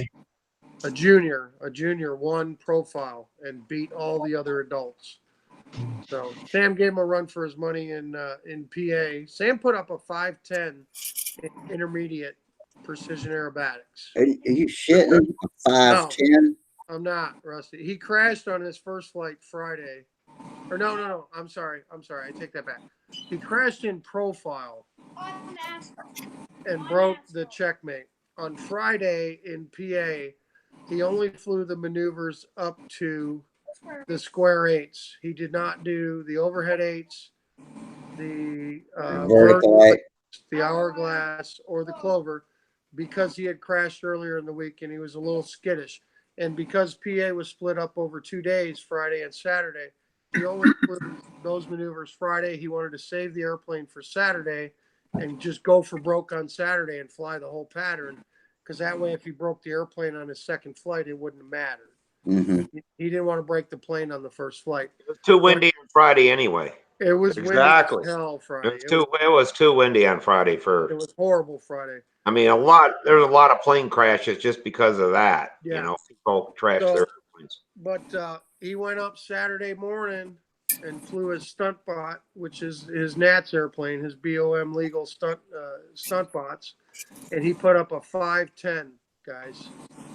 So he didn't win the contest. The other junior flew a little bit better than him and won the contest. No, he But didn't win. He got third. He got first junior. Sam is officially ahead of me because I've never flown a score that high before. Well, all the intermediate scores were kind of high. The judges were scoring high, but it doesn't matter between. Oh yeah, I know. Intermediate, expert. The judges, Right. It was funny because the intermediate scores were higher than the advanced scores, but that's just the way the judges were doing it. And as long as it's the same for everyone, it doesn't matter. Right. But I will say this: Sam finished 8th in intermediate stunt overall in Pampa. Out of 20 people. Out of 20 guys flying, he finished 8th. Wow, that's excellent. So, and it was the first time he flew the entire pattern in a contest without crashing. Now he's flown the full pattern before, but this is the first time he's done it in a contest without wrecking. Okay, good. Finally, that's a real benchmark. He got it done. So. Yeah, a real contender. Which one was the one where he got bit by a bug on his arm and crashed? That was that? In profile. That was in profile. With the checkmate. Monday, yes. And that was his first flight. So he had an open sore on his arm that he didn't have a Band-Aid on. And while he was flying, something landed on him and stung him. And he crashed his checkmate while he was flying. So he did not fly the second round. He only just flew the one round.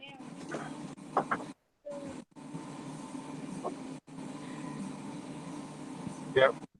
It'll get easier for him now. Everything starts clicking and it just gets easier. Oh yeah. Yeah, I mean he can do it. We just got to work on shapes and bottoms. That's all. Yeah. He'll be there. And he's a little disadvantaged because he's small and so skinny. He cannot fly a big airplane. 46 size stunt ship. No, you're better with 25 to 40 tops. Yeah. That's why I bought the 2 rugged stunt trainers. That's perfect. He's gonna build those, and we're gonna go back to those, and that's what he's gonna fly at the Nats because he can handle those airplanes. Yeah. Even though he just got that really nice P40, he could fly it, but he can't do aerobatics with it. He's little. His arms are only wear him out. Yeah. The kid's 59 pounds soaking wet, man. He just doesn't have. The other boy that flew, he's a very good flyer, but he has an advantage because he's 3 years older, and he's got 20 pounds on Sam. Yeah. Sam's just too skinny, man. He'll just get blown away with a big airplane, you know. So he'll get there. Yeah. My 90 ship would take him away.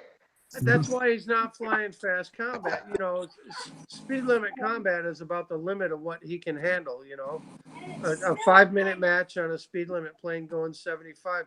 That's it, and he's wore out after that. You know, so but you know a 60-ounce, 46 or 60 size stunt plane, he can't do it. Not yet. Can't hold on to it. And he shouldn't be trying. And the bitch will be, Mike, is that once he can fly one, it'll be fine until he gets into the wind. I mean, that's what I was trying to tell everybody with Samantha. She just wasn't big enough for a 60-size airplane. I mean, I got pictures of her at Brodak where I always used to stand because she'd stand under my armpit. That's how small she was when she was flying. Yeah. I mean, hell, she's only 4 foot tall. So all of her maneuvers had to be over her head for bottoms because her eyeballs were below 4 feet. Yeah. Well, we'll get there. I mean, you know, we're not just flying stunt. You know, Sam's flying 2 different combat events now, and we're gonna give it a go at some racing and stuff. So some half-A stuff. Versatility's good while he's young. Yeah. Yeah, that's exciting, man. He's got a great future in front of him in this. We'll play with different events and different things that he Play with everything. Yeah. Here comes, have fun. And you know, he'll get to the big stunt ships at some point. And Yeah, there'll be lots of time to get serious later. Yeah, absolutely. Here comes Sparky. Hey, Hey, Sparky. Now we're mostly talking about Brodak and flying planes.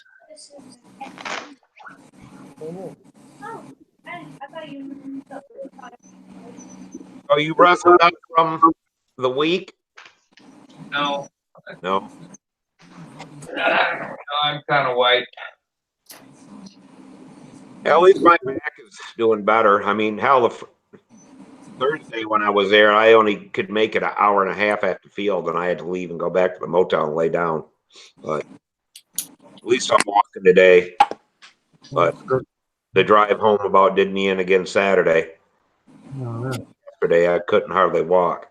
But yeah, we got in about 10 o'clock Saturday night, and then of course I thought Sunday I was going to get to relax, but it was Father's Day and my anniversary, and we had to attend a memorial for a friend of ours who passed away. So Sunday was a hard day. I just got the truck unpacked Sunday night. you got married on Father's Day? No, I got married on June 16th, which 13 years ago wasn't Father's Day. Okay. It was a Friday. It was a Friday. But yeah, anniversary, Father's Day, and a memorial service the morning we get back from Brodak. Oh, boy. Wasn't a relaxing day. That was a long ways for me to drive for one flight. That's all you put in was one? You got 2 flights. I saw you practice flighting up on the top circle Friday night. Yeah. That was an official flight. Would you have problems with the airplane? Yeah, it hunted inverted. And just before I took off on the official flight, we bent the elevators up, which is counterintuitive to what it should have been, but that fixed it. So that was good. It quit hunting. It never hunted before, or just all of a sudden started, or? Well, I added tail weight to it to get it to turn better, and it just wouldn't find its groove. So for the official flight, I took the tail weight off and bent the elevators up. Well, at least you got it flying good. You gonna have your new airplane ready for the dance? No, that won't happen. We're going on a regimen of flying. I only got 30 days to get my shit together. Say hi, Sparky. Boy, Mike Waldron sure looked good. Who did? He looks better every time I see him, Mike Waldron. Mike Waldron. I'm not buying it. Banjock's flight was better than Mike's. Mike looks like he's going to be a top 5 flyer to me if he keeps it up. But I've never been to the Nats, so I'm just saying that from what I'm guessing it's like at the Nats. Well, he comes right down to 5 foot and has a snap turn right at 5 foot. Bang. Yeah. Thanks for your coverage of Brodex, Sparky. It was great being able to watch the Tom Dixon video and the other the field and the scale and stuff. It was a lot of fun watching it. I still haven't watched the No Nitro video yet. I have more video, but it takes a long time to edit it. I worked on editing some of Junkyard Wars tonight, but I just got burned out. So did you ever sell your combat planes? Yep. Hey, Steve, did Sparky give you your TD09? Yes, sir, he did. All right. Yeah, I got that. Thanks, Rusty. It's a pretty clean looking little engine. What did you end up getting for those, Sparky? Those were some of the most well-built Voodoos I've ever seen in my life, but I've got 3 of them hanging in my shop, so I didn't need any more. Well, I still got a few left. I got $200 for 2 airplanes and 3 engines. Okay, well that's not bad. Not bad. No, they're well built. They look great, but how many Voodoos do you need? You know, I got 3 hanging right here. Howard Shelton offered me $20. $20. Well, you know, that's Howard. You know, what are you gonna do? That's what am I gonna do? I said that ain't happening. Well, I know, but that's what they're worth to him, you know. That's Yeah. what they're worth to him. Besides that, he's a smart ass anyway. Yeah. I mean, that's what we all do, you know. You see something, you offer what it's worth to you, you know, not what the builder thinks they're worth. And you normally end up giving the stuff away anyway, and you get zeros for it. Well, I came home with more money than I went with, so that's okay. Well, I didn't. Shit. That week cost me $1,600 with hotel, gas, and what I spent while I was there. I had 16 $100 bills when I left Nashville, and I actually had to put my gas on a credit card to come home. Oh, wow. But I mean, I bought stuff while I was there. Steve brought me oil, you know. We had to pay registration and events, and we ate out every day, and you know, $700 for a hotel for the week. It was probably $300 in gas both ways, $350, something like that. And I bought some big ticket items, so one of which I'm going to show you here shortly. But yeah, that was always figured $2,000 for the Brodax, and usually got away with about 1,500 at the Nats. Yeah, well, I mean, we were there. Come home with 3 or 4 kits and all this. I mean, I still have them. Why I ever bought them, I don't know. They're still sitting under my bench. We were there Saturday to Saturday, so 7 days, $1,600. What's that? $225 a day or something to be there. $225 a day for lodging, food, gas, and all the crap we got. That's not bad. I mean, hell, we spend that more than that when we go on vacation somewhere. $200 a day. That's about average for a good time somewhere. Yeah, this is the first time at Brodax in 10 years that I haven't come home with another airplane. I actually got rid of an airplane. Yeah, well, you didn't have Samantha with you, so.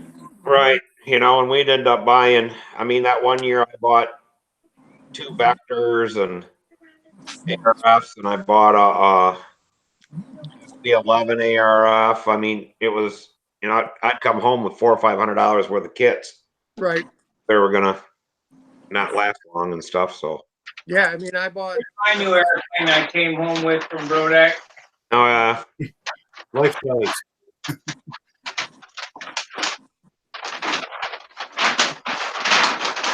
Put your Chihuahua in there and fly him.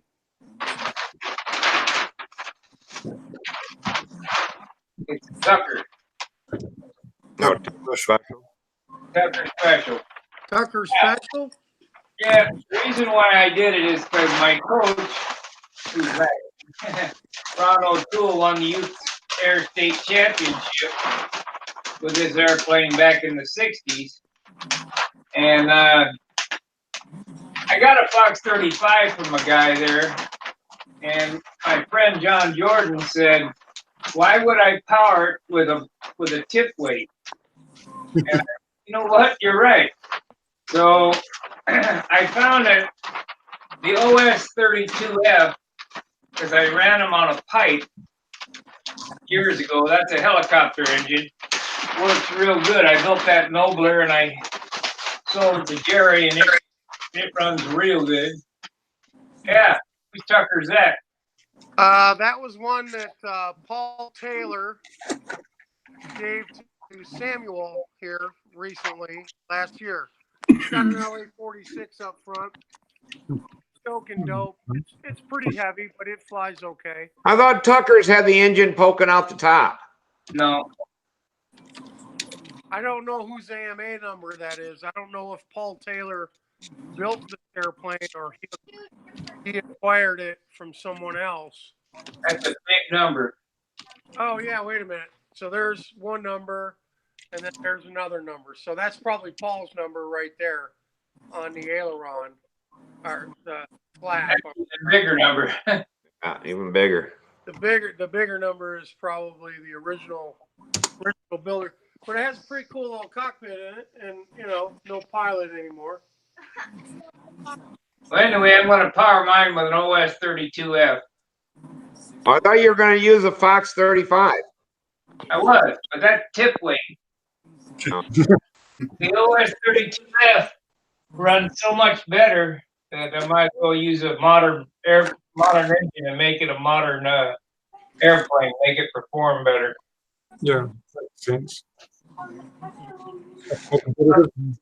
I ended up with a Fox 35 from Brodak and that set of plans from that guy that was in the corner there. Yeah. And but like John said, it's, you know, tip weight, fishing weight. And there's the sand knucklehead. Hey, Sparky. I didn't even realize you were gone, Leonard, until you just came back in. My computer died, the battery died, and then I had to go look around for the charger. He decided to take a nap off camera. No nap. You hear them sing. They sing a real good rendition of the Canadian national anthem. And it was good. They sang it good. Well, Thanks, Sparky. I'm working on the Brodak Junkyard Wars video now. It might take a couple of days. You know, we shot about 2 hours of footage. Oh, that's awesome. That'll be fun. And Good stuff. There's a lot of dead air time and crap time. And Looking forward to seeing that. Yeah, Junkyard Wars will never be the same now, but Now that you got Coroplast. yeah, I mean, it always was if you could get the airplane to do a loop, you know. And now Len flew the whole first one to fly the whole pattern with a Junkyard Wars. I did it a few years ago with a wooden one. Oh, did you really? You betcha.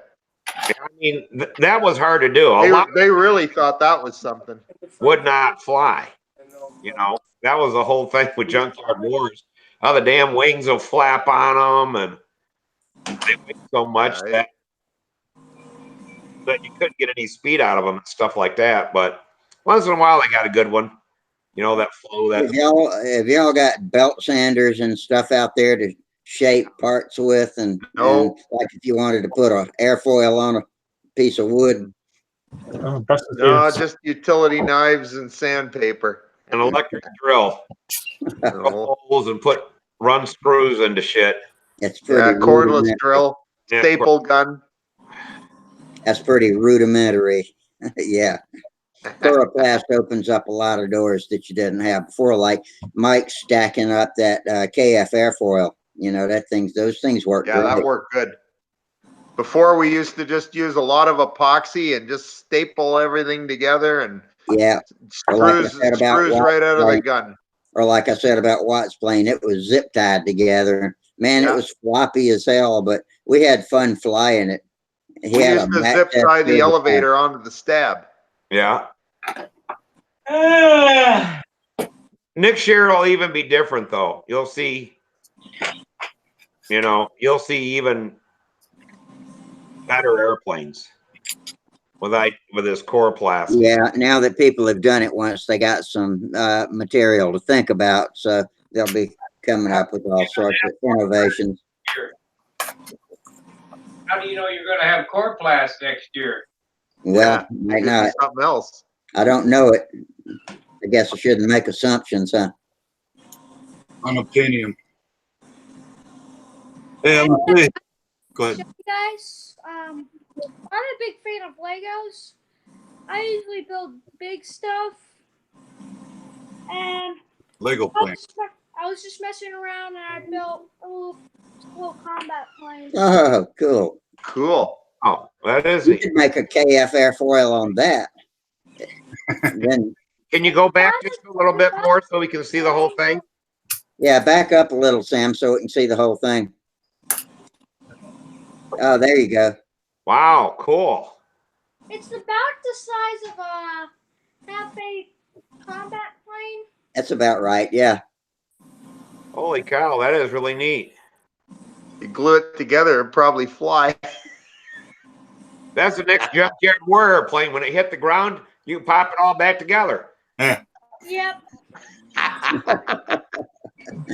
It'd take a while to put back together. Yeah. I guess if you had a big bucket full of CA, you could just tie it to a string and dunk the whole thing into the CA and then pull it out, and you'd have yourself a solid airplane. Sammy's showing you his slow combat Lego. Yeah. That's cool as hell. He gets pretty. How do you know? How do you know when a young guy's addicted to model airplanes? Well, and if he's not building them out of Legos, he's building them out of paper, cardboard, coroplast, construction paper, anything he can get his hands on. A stick and a piece of string. Ever since I've known him, he's had something whipping around. That's Listen, awesome. they give them a composition book every year at the beginning of school for free writing, so they can write whatever they want. When it comes home at the end of the year, every page is model airplanes, airplanes, airplanes, airplanes, airplanes. There's nothing else he talks about or writes about, and I guess that's not a bad thing. I think next year for Junkyard Wars, John ought to throw out some other stuff besides just orange crates. He should have PVC pipe and newspaper and whatever. Well, I thought this year was a hit with the coroplast. I thought that went off pretty well. Yeah, it's good. Adding another material. I tell you, Will Davis said something to me. He said, if anything, the airplanes were safer this year than they ever have been in previous years. Yeah, that's true. Because they weren't, shaking apart in the air. So. Except for Danny's. Say again? Yeah, except for Danny's. Yeah. Well, yeah, Banjock is the only one that built a whole time. Well, he used coroplast for the elevator and the rudders, but he didn't use any on the wings at all. He just did the two flat thing that that's been done for the last however many years. Well, that put him at a disadvantage, doesn't it? Oh, yeah. I think he had a brain fart and he just couldn't get it out of gear. Shift the next gear, because we looked at him and he started with coroplast and then, oh shit, they couldn't get their act together and they just went back to the old way. How many people are on a Junkyard Wars team? It varies, I guess. As many as you want. Yeah. You know, for us, it was myself, Mike Stinson, Dick Imhoff, and Sam. Of course, Sam was the traitor that was going to the Canadians and the Florida Pirates. Oh yeah. But Sam did he built and cut the rudder for our airplane, and he did the paint job on it. So he participated. But you know, the Florida guys had like 7 guys over there, didn't they? Yeah, they had a pile. I mean, it was Bob Whitney, Rick Osborne, Dave Hallis, Rich Peabody, Jay Smith, and Was Al Ferraro on their team? No, Al wasn't on their team. Okay. It all goes to the balloon bus though, because last year Samantha won it with 700 and some points because she got the last balloon and made it over that crate. The barrier. Yeah, the barrier. I mean, once she did even just the barrier one, that was 400 points. Nobody was going to win after that, and she nailed every single balloon. I mean, it was a deal to where, and that plane wouldn't loop hardly or anything else, but it would fly straight and level. And if you can get balloons, then you can win the whole thing. Well, that's how Whitney and them guys won it, by balloons. Because he did not have the best flying airplane there. Len and I had the best flying airplanes. Guaranteed. The Saucer guy's airplane was cool, but it would barely loop. The Beer Barons, it would barely loop. Dan's airplane wouldn't do anything but fly flat and level. Bob Whitney's airplane, I think, did a loop and went over inverted, but kind of shaky. You know, Len and mine would go upside down. Hell, we were doing outside squares with ours, you know. But the balloon thing gives you the most points because of the crowd factor and the wow factor. And Tim Stagg is just subjective throwing points, you know. The most impressive stuff that got the most applause got points. But it was a hell of an event, and it was a lot of fun. I wish Len and I could have just chucked ours up for the first round and flew combat like we ended up doing at the end, because that would have been a big crowd pleaser for points. Yeah, we should have just gone right for the combat right at the beginning. Yeah, we should have said, you know what, we're going 2 up right now in the first round. Okay. I'm hoping somebody got some of that on video. I was flying, so I couldn't, but I hope somebody's got the combat. Sparky, did you get any of that? Nope. Nope. Not all of us are into combat, Mike. Well, still like to see it. Combat in planes with planes built in under an hour from orange crates and chloroplast. Yeah. I don't have that much battery. I run it for 3 hours or 2 hours the video that day. Yeah, I mean, that was way at the end of the night. It was getting pretty close to dark 30 by the time we did that stuff, Len. I sure didn't build my plane in half an hour. So, longest Junkyard Wars plane anywhere, 145, right? Yeah, 145. Yeah. We basically finished it just at the time for the memorial service. Did y'all have any kind of ceremony, awards or anything on Saturday, or was it just packing and going on Saturday? No, that's when they hand out all the trophies. Oh, okay. All the trophies. Every trophy for the whole week, starting on Monday's events. Yeah. The award ceremony takes an hour. Mark White and Will Davis hand out every individual award for every class of every event that was flown for the entire week. Who won the pilot's choice, Mike? Banjock, I think, with the Raven. And then Right? I forgot who I think it was Sam's telling me Banjock, and I think that's right. Len, do you remember? There was 3 winners, and I'm trying to remember who they were. Just give me a minute and it'll come to me. I gotta think about it. So what time do y'all get out of there on Saturday? Like lunchtime or something? About 2-ish. Yeah, it was 2-ish, Pennsylvania time. Yeah. 2 o'clock Pennsylvania time. I didn't know there was 3 awards for Pilot's Choice. Was there? Now there's Pilot's Choice. There's the old old time or Nostalgia. 3 trophies? I thought just one for PA. Was there one? Was there 3 places for PA and Pilot's Choice? No. I think so. Yeah. Yeah, I There think was. Joe Adamusco was one of them. Okay. Isn't that awful? I can't remember. I think if Gary Lutz would have flew his new airplane, he'd have probably won Pilot's Choice. I mean, that Hawker Hurricane he's got, it is a beautiful airplane. Holy cow. Sparky, were you not there for the award ceremony? You didn't stick around for that? No, I left at noon. Oh, okay. Okay. I thought you were there. I don't remember. Man, they give away, Christ, Len, what do they got? Like 50 trophies out there? Oh, at least. At least. Because it's first through third in every In every category, in every event. Times 5. They got the special, awards and And that's, then the special awards. It's a long time. It's a long time to get through because I didn't realize. I mean, I guess I didn't think about it the last 2 years I was there. How much carrier and racing and scale awards there are. Yeah. There's Danny just as did much win a of that. Pilot's Choice Award. That was 2. There's just as much of that as there is for all the stunt events. Well, you figure there's 12 trophies without junior per event.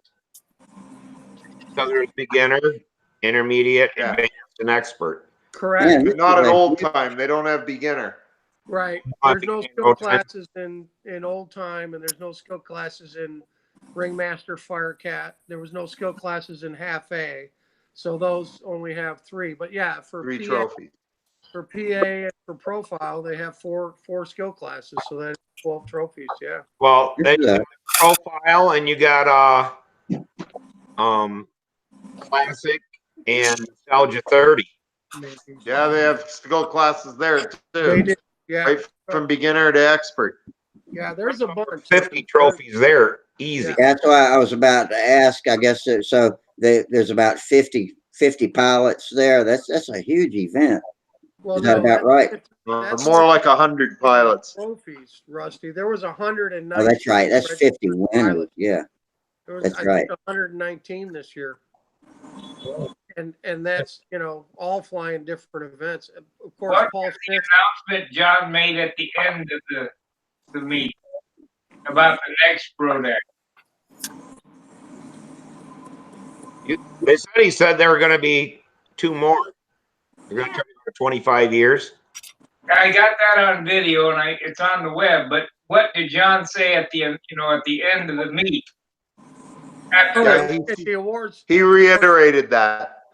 he reiterated what you said, Sparky. Yeah. I think Mark or Will handed him the microphone at the very end, and he stood up and he said, we're going to try to do 2 more years. We'd like to make it to 25 to our silver anniversary. We'll see y'all next year. All right. Here, it'd be nice to go.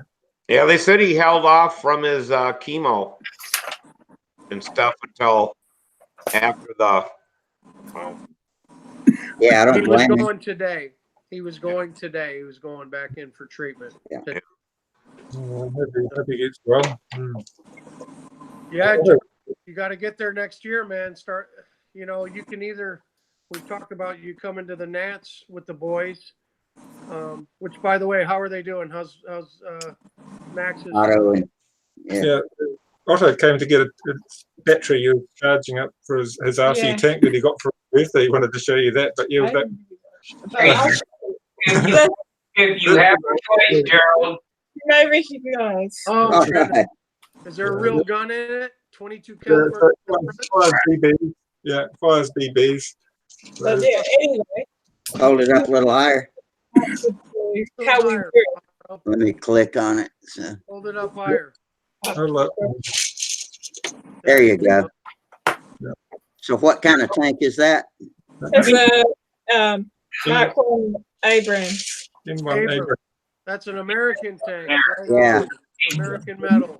When are you shooting the cats and the dogs? I was going to ask the same thing, man. Gerald, if you have a choice between the Nats or Brodax, choose Brodax. Yeah, I'm quite keen to go to Brodex. Yeah. Yeah. Yeah, I was gonna get to that too, Sparky. Come to Brodex next year, Gerald. It's a lot more fun than the Nats. The Nats is all about competition. There's not a lot of camaraderie like Brodak.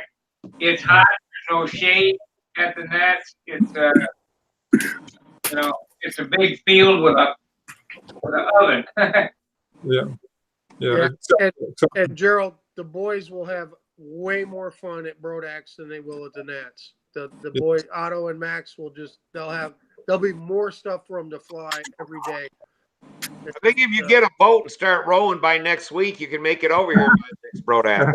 I think we'll start on updating my passport. Yeah, we'll work towards it. Yeah, it sounds like at least it's a possible. If we miss next year, then even 1 year after it, we'll try and aim for it. It's a very good aim, very good goal to go for. And the boys have both improved a lot in the time I've been on Stunthangar. They've become a lot better and more competent. Yeah, It's got a tank there too. that'd be what, $10,000 to $15,000 trip. I imagine we'd have to budget 20 for it, to be honest. 20 NZ, which would probably be around the $15,000 mark, I imagine.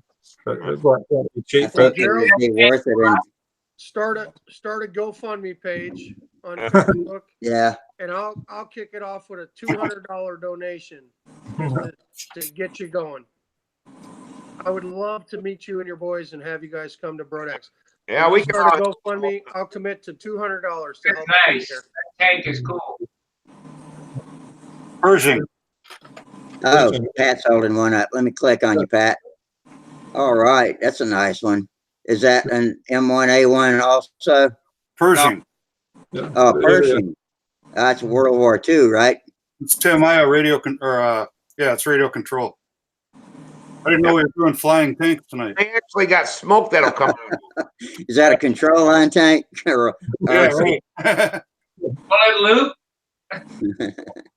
not unless it gets in a fight with another tank, it might fly one. If it got in a fight with the Abrams, it might turn a loop. The one Gerald had is Timaya also, right? Is that a radio control? Well, that one was the radio control, the one that Otto, my son, got for his birthday. It's a 1/16 scale. Yeah. The barrel recoils and flashes, and you can have a partner with and do like laser tag. It senses when you're hit. You can have an actual battle. Oh, that's cool. But you need a friend with a tank. I don't know anybody else that's got one except Gerald. Yeah, his shoots BBs. What is it? Airsoft BBs, Gerald? It is, yeah. The little 6mm BBs, the standard BBs. But, on a CO2 tank, or is it spring loaded? It electronically loads itself. So you just press the button and it loads itself. So it's electronic rather than air. Okay, but it probably has a spring loaded mechanism, electronic. Does that one have smoke? Yeah, it one lets out smoke too. It's got its sound effects, which doesn't sound terribly realistic for an Abrams, being the turbine engine tank, not a diesel tank, but they give it a diesel sound effect, which isn't right. I kept teasing Otto with his tank, saying the sound's not right. You know where I worked before. I worked doing restoration work in the military section at the Museum of Transport and Technology, so they're quite familiar with the sound of different tanks, and the toy tank doesn't sound like the real tank, not by a long shot. So well, the Abrams, that's not a U.S. Abrams, but if any other country gets it, they get it with a diesel motor. You can't get it with a turbine motor. Oh, that's General Dynamics, and United States is the only one who can have the turbine motor in their Abrams tank. That's the NZ model you got there, Gerald. NZ. NZ. New Zealand. Yeah, but they don't have a tank. The last tank they had here was the M60. That's a while back.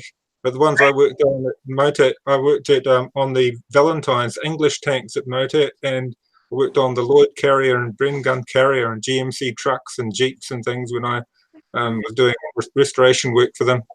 But, Steve just mentioned something about not giving the turbine to other countries. You know, I was watching a video on going to war with Iran, and they were showing how many planes they have, and they have 24 F-14. Mhm. Well, when I was in the Navy, going to Top Gun school in BF-124 Top Gun school, yeah, we trained with Iranians, and we ended up selling them F-14s. But the F-14s they got did not have the AUG-9 radar system, and it did not have the 6,000 round a minute Gatling gun. It didn't have the Martin Baker 00 back. What they got was a glider, basically. So I don't know what good them airplanes are going to do them. Just an airframe. Yeah. They got no parts either because we quit making parts for that airplane. Well, what's crazy is that their General Dynamics makes the tank motor for the Israelis tank, but that motor is a German motor, but it can't be made in Germany and go to Israel. So it's they put it together and everything in the United States, and then they send it to Israel. I'm like, you got to be kidding me! But I got to see the breech and everything being made for the Abrams tank there. That was pretty cool how that tooling center would go in there and bore that great big ass barrel that the barrel slid into or whatever, the breech of it. But what was crazy was during World War II, they had 400 lathes in this room for the I think the tank they used, the Sherman tank. And you got pictures of all these lathes doing different things. And then now in that whole big room, they got 2 machining centers that put out more work than the 400 lathes could put out in a day. Yeah, with 2 guys. Yeah, with 1,000 people, they got 2 guys, and their job is to push the button when the machine fucks up. Yeah, they actually help doing something going back and forth, but I'm not sure what they do together. But it looks like they load and unload tooling. Yeah. If it's not sharp enough, the machine automatically tells them, and they pull out one and put in another one, and that one goes back to their sharpening place or wherever they send it to have the. I worked in the loudest plant I've ever worked in St. Louis, next to Ford. It was John J. Stubbe Company. I was the mechanic, and it was a screw machine plant. And if you ever go in there, you wear earplugs, Mickey Mouse ears, and it's still loud. And the guys that were running those machines, the operators, I think they made $15 an hour. That's been 25 years ago. So that was decent money. But their job was to sit and watch the machine, and if something fucks up, push the button. Hey, Sparky, my last job before I quit to raise kids, I worked in a screw machine shop. We were a nut manufacturing facility. We made fasteners, just nuts. And I mean everything from teeny tiny medical grade nuts to Monel stainless steel nuts that were this big that held the propellers on a Navy ship. How loud is it in there? How hot or loud? Loud. It was loud. We had 50 screw machines in there, but they also so they made everything on the screw machines, but then they drilled them and tapped them too and chamfered them, and we had all this whole tapping line, and we had an EDM line for doing wire nut type fasteners. I worked in quality control. I ain't bullshitting when I say how loud it was in there. No, yeah. And still can't hear. I mean, still can't. Because a screw machine's a big grinder that grinds shaped out of bar stock with a big 6 turret thing that feeds them in. And you know, that's the old school way of making nuts. We had a whole CNC area too, where we had 50 CNC machines. That was the military grade Navy nuts that we made. I'm not kidding you, man. We made a nut with a 10-inch ID on it and like a 16-inch OD on the hex.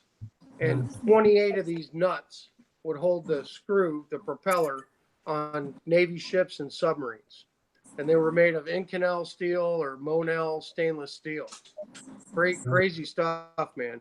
We would get literally one nut would be about $3,800 is what we sold it to the military for. Damn. the loudest place I've ever been in made adhesive tape.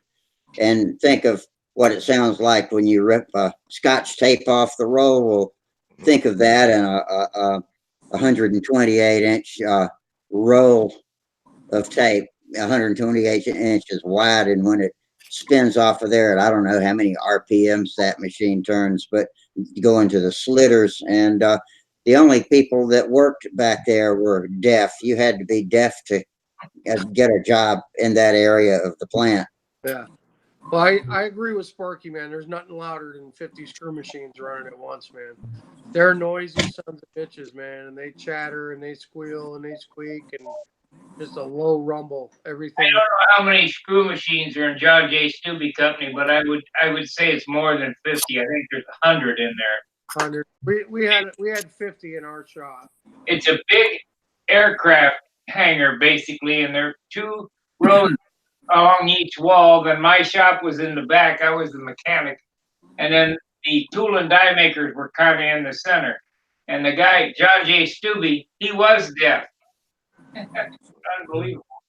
I don't know how they make the steel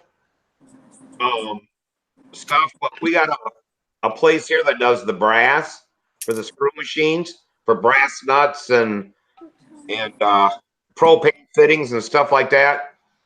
And they drop a bar of brass about that big around and about 3 foot long down, and this machine would pick it up. It's stuck in a cylinder, and they hook this thing up to it, and through hydraulic pressure, a ram came in and hit that big ass piece of brass, and it looked like it was squirting spaghetti out a hole.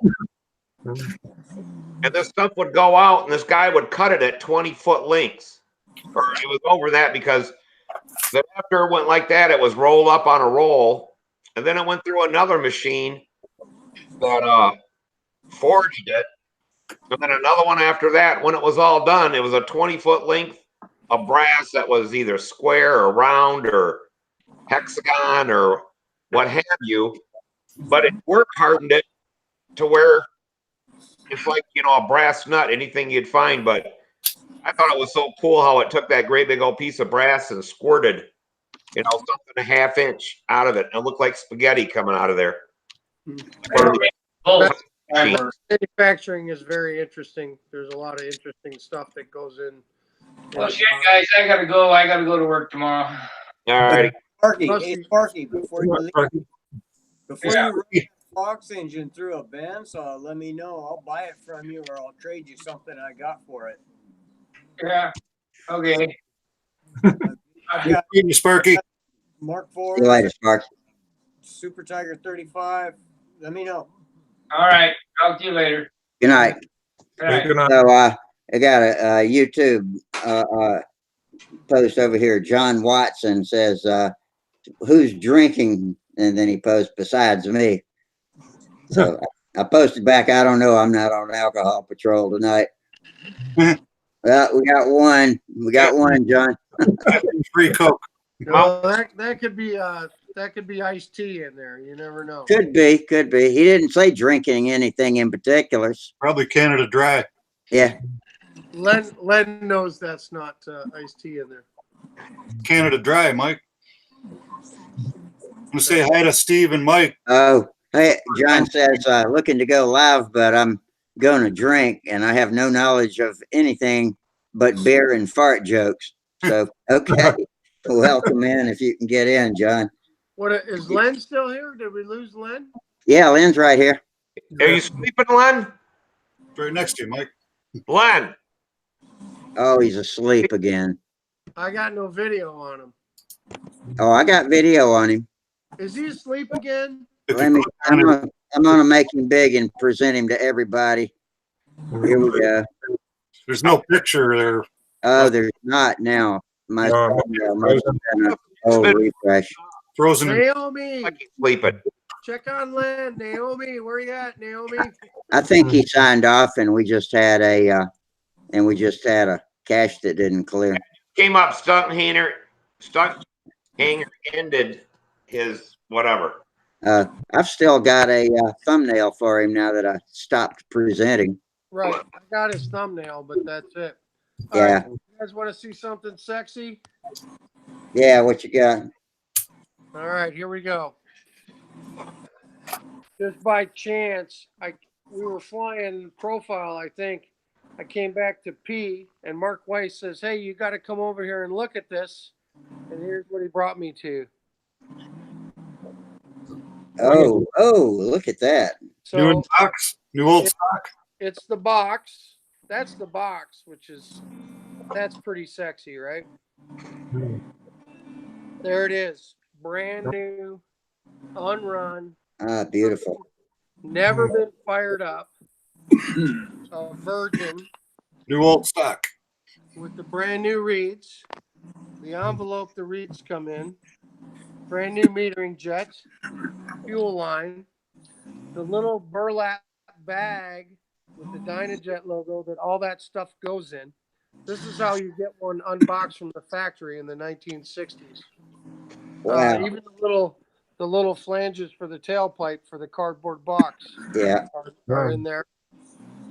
We've got our product registration card, and to keep you informed, you mail that in, and Dynajet would send you stuff in the mail from time to time.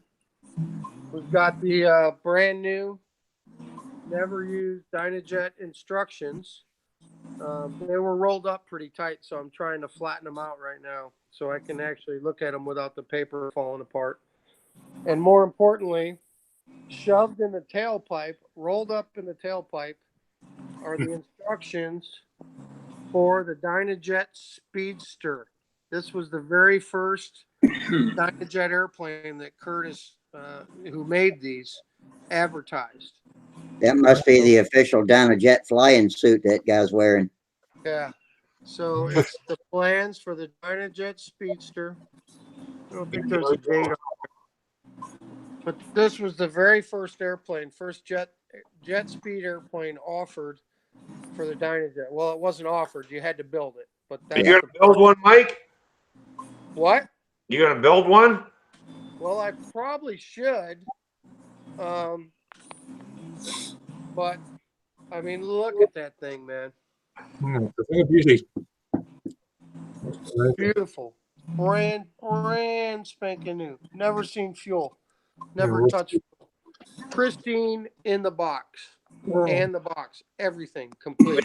Give for it. I don't even want to say. You probably never want to say what'd you have to give for it though. $200. I ain't bad. I mean, you can't something you can't get anymore. That's not bad at all. Get No, the stand for his college fund. It'd be worth 600 in a couple more years. It's a running Dynajet that's been run and has some dings and dents in the tailpipe. Will go $150 to $200 on eBay, depending on the condition of the pipe and if there's any dings in the head and stuff like that. Like I think that one I bought from Charles, I think I sent him $175 for, but it was turned down. You know, the fins on the head were all turned down, and it had been run considerably. So just a running example is 150 to 200.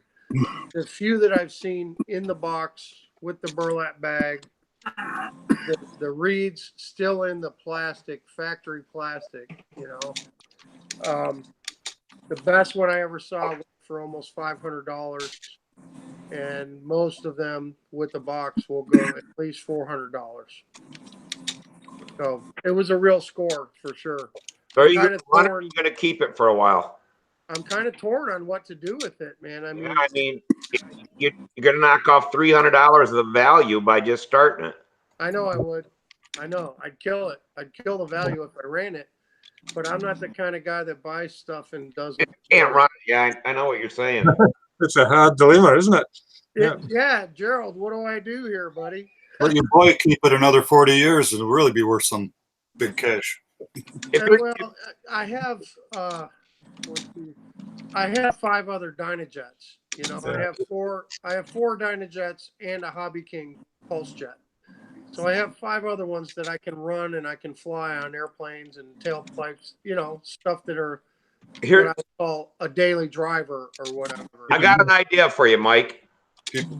So you build that airplane just like it shows, you know, on the instructions or the box how it's painted, and you maiden it at the last Brodak. With this Well- engine, Yeah, I mean it'll be the original plane off the original plans and all this, and then bring it up there and say, okay, you know, here we go. I don't know. That's a hard thing. I mean, part of me is like, okay, I could more than double my money on it, but the money doesn't. It, you know, making $200 on selling it, I don't have to do that. That doesn't mean a lot to me. What means more is, you know, I'm still flying two of my dad's Dynajet engines, and sometime back in the 1960s, he had this whole setup sitting on his workbench somewhere. Not this exact one, but he bought one. He bought two brand new in the box. I've never had the box or the bag and all the other stuff that came with it. That was lost to time on my dad's two engines. I don't know. It's kind of. I know. Put it in a box and leave it till Samuel's 21 and then give it to him. And that way he can inherit something that's of importance to you, or put it in your will or whatever. But that way it's preserved for prosperity, because if you've got other ones you can use, then you I do. I have other ones I can run. There's no reason to start this engine other than I've never started a brand new unrun one. Share the experience when Samuel's 21 or you're 25 or gets married or engaged or for some special occasion, if you can afford to save it. I've never seen one this pretty and brand new, man, ever. You know. So of course I was gonna buy it. Like I said, it was a fluke. I came over during one of the events. I drove back to our tent so I could use the bathroom because that's where the porta potties are. And some guy had pulled up with a table full of stuff. And Mark Weiss saw me and he's like, "Mike, come and look at this." And I walked over to the table. I saw the box and I said, "Is that what I think it is?" He says, "Yeah, it's new and unrun." And I opened the box. I pulled it up. All I saw was the gleam of the tube. And I said, "How much?" And he said, 200. And I said, "I'll be right back." And I walked 10 feet to my truck and I pulled out $200 bills and I couldn't get it quick enough and put it away. Well, it's like having a really good bottle of wine that you save for that special occasion. If you've got the occasion, then use it. But yeah, it's a hard one. It really is. It is. There'll never be another one of these made. Yeah. You know, like I said, the new ones always command top dollar. And I think the guys buying them, they're not running them. I'd be a fool to run a 60-year-old, almost 70-year-old brand new Pulse Jet, I think, you know? Well, at least build the airplane and stick it on there and then use it for display. Yeah. Yeah. It's hard because once you start those things, they discolor immediately, and you lost that initial look. And it's like some of the vintage motors where they've got the beautiful anodizing, and once you start using it, you sort of think, "Oh, I've mucked it up now." It's like I had a mint PAW engine, had blue anodizing and a blue spinner, and Gerald, I understand all of that, but you know, there's stuff like this in museums, man. That I'm the kind of guy that I look at something, and if it's not doing what it was meant to do, I feel sad. Yeah, I get that as well. Yeah, because I did that with that motor I was just talking about, the PAW. I just stuck it on the mold, and I was really careful with it, and I borrowed it to another guy, and he whacked it in and tore the Venturi out, and the thing was all scuffed up. And I thought, that's a bit of a joke. But yeah. Well, that's like I finally got an Inya 60 with a gear-driven pump in it, and they're really rare. It took me, I don't know, 4 or 5 years to find one. I got it brand new in the box, but I had to run it. I mean, I just couldn't let it. Everybody's like, "Why are you gonna run that for?" You know, because I always wanted, you know, but I didn't have another one. If I'd have had an old used one or something like that, then I may have kept it in the box. But I wanted to see it run and what it would do. So. Yeah, this, I mean,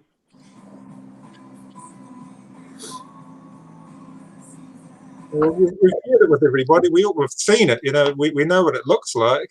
So in a sense, it's like that bottle of champagne. That's priceless bottle of champagne. If you never use it, what does it mean? You know, unless you actually crack it open. At one level, you think, well, you've denied yourself the privilege. You can't take it with you when you're gone. So at one level, I just try to save it for a special occasion. Look at this box. Look at this box. It has, that is a certificate stamp from the box manufacturer. Conforms to all construction requirements of uniform freight classification. That's what that's a stamp on the bottom of the box from the box manufacturer. Oh yeah. I have no idea what that is. That's nothing to do with Dynajet. That's just the guys that made the box for freight. Yeah, they got a union. Yeah, they had a union. Yeah, I've seen stamps sort of like that on boxes before too. I used to have a client that was a company that manufactured boxes. And we've got the original. That's where it was shipped from. Man. What's that say? Peel Model Distributors Inc. Paul Model Distributors. Paul Model Distributors. And where it was sent to. Is there a date on it? So Paul Model Distributors sent it in from Philadelphia, Pennsylvania.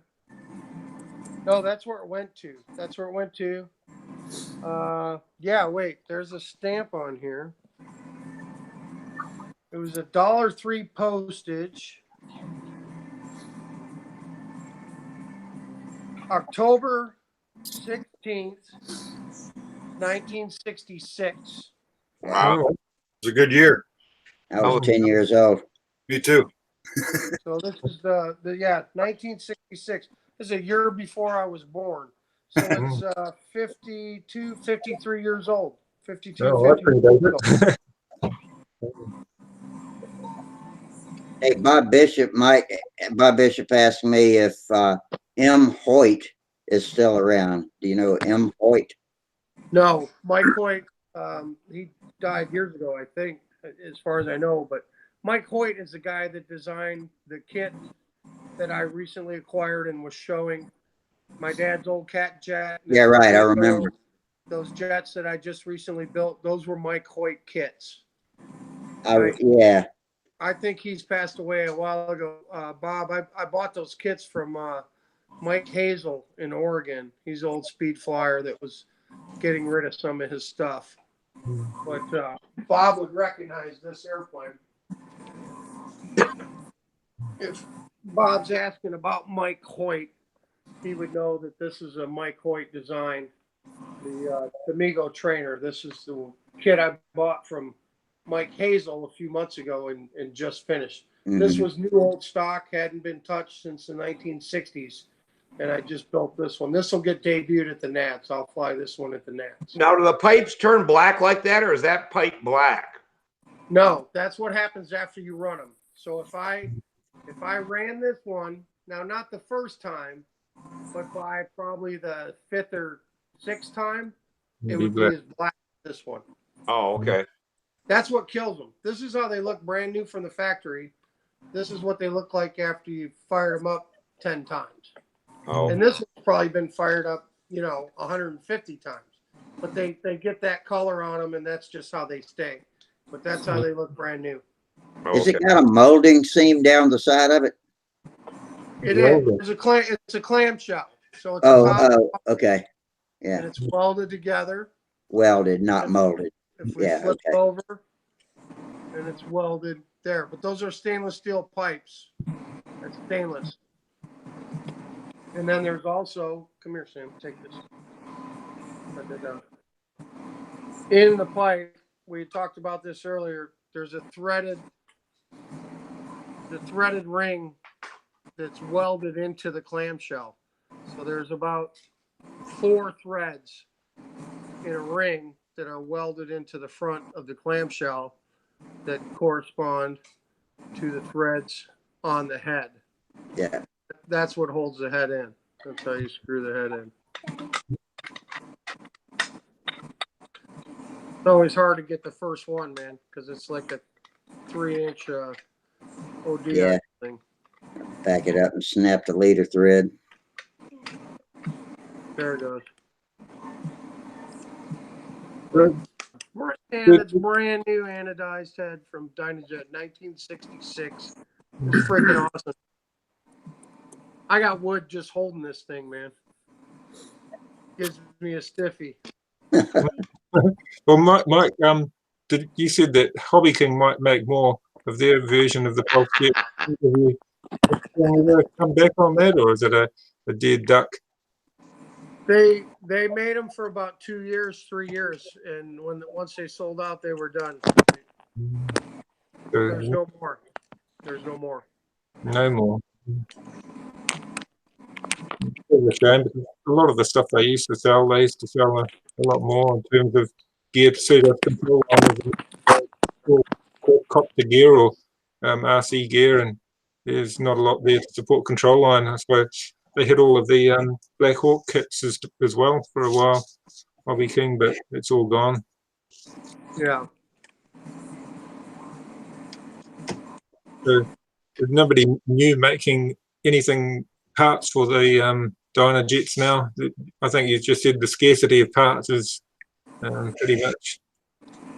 Well, you know, Jet Bill died, I don't know, 7 years ago or something like that, but he was making the Bailey Fast Jet, which was a Dynajet clone, but better, topped up with a different valve retainer on it, and the insides were a little different. His metering jets were slightly different, but it was basically a new version of the Dynajet, and he made those for, I don't know, 30 years. Jet Bill was making fast jets, but he passed away a few years ago, and nobody took that business on. Nobody. So I think someone got the stuff, like his manufacturing stuff, but nobody has actually gone on to produce engines after that. So it's hit and miss, man. You got to get the stuff that's out there. When you see it, you got to buy it. If you know someone that has it or says something about it, you just say, yes, I'll buy all of it. That's how you get your parts and pieces and your bits, and you scan eBay and swap meets, you know. But I got enough stuff here. I have enough engines and parts.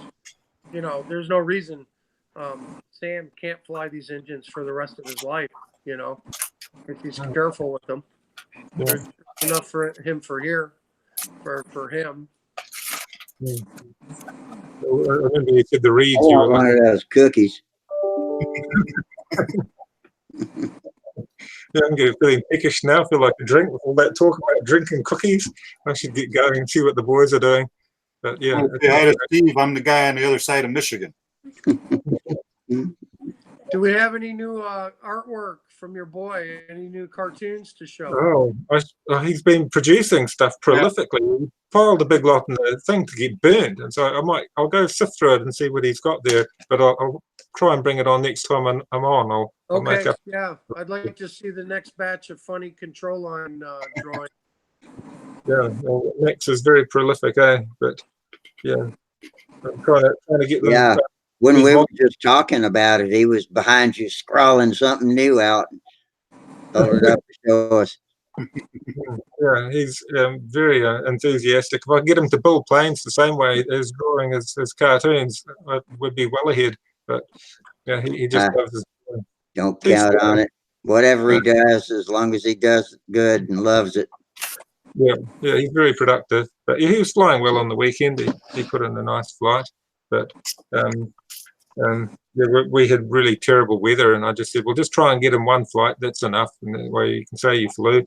But hopefully we'll go well at this combat event next Saturday. But it'll probably be live. You'll be live. It'll be your Friday night when we have our Saturday combat event. So I could always try going in with my phone, and really a waste of time, but I could try see if I can join the show on Saturday, or at least post you a few pictures of our combat event. Anyway, I'll say good night for now, and I'll catch you all around. Okay, Gerald, thanks for joining us, and we'll see you later. Well, thanks for having us. Good night. Right. Good night.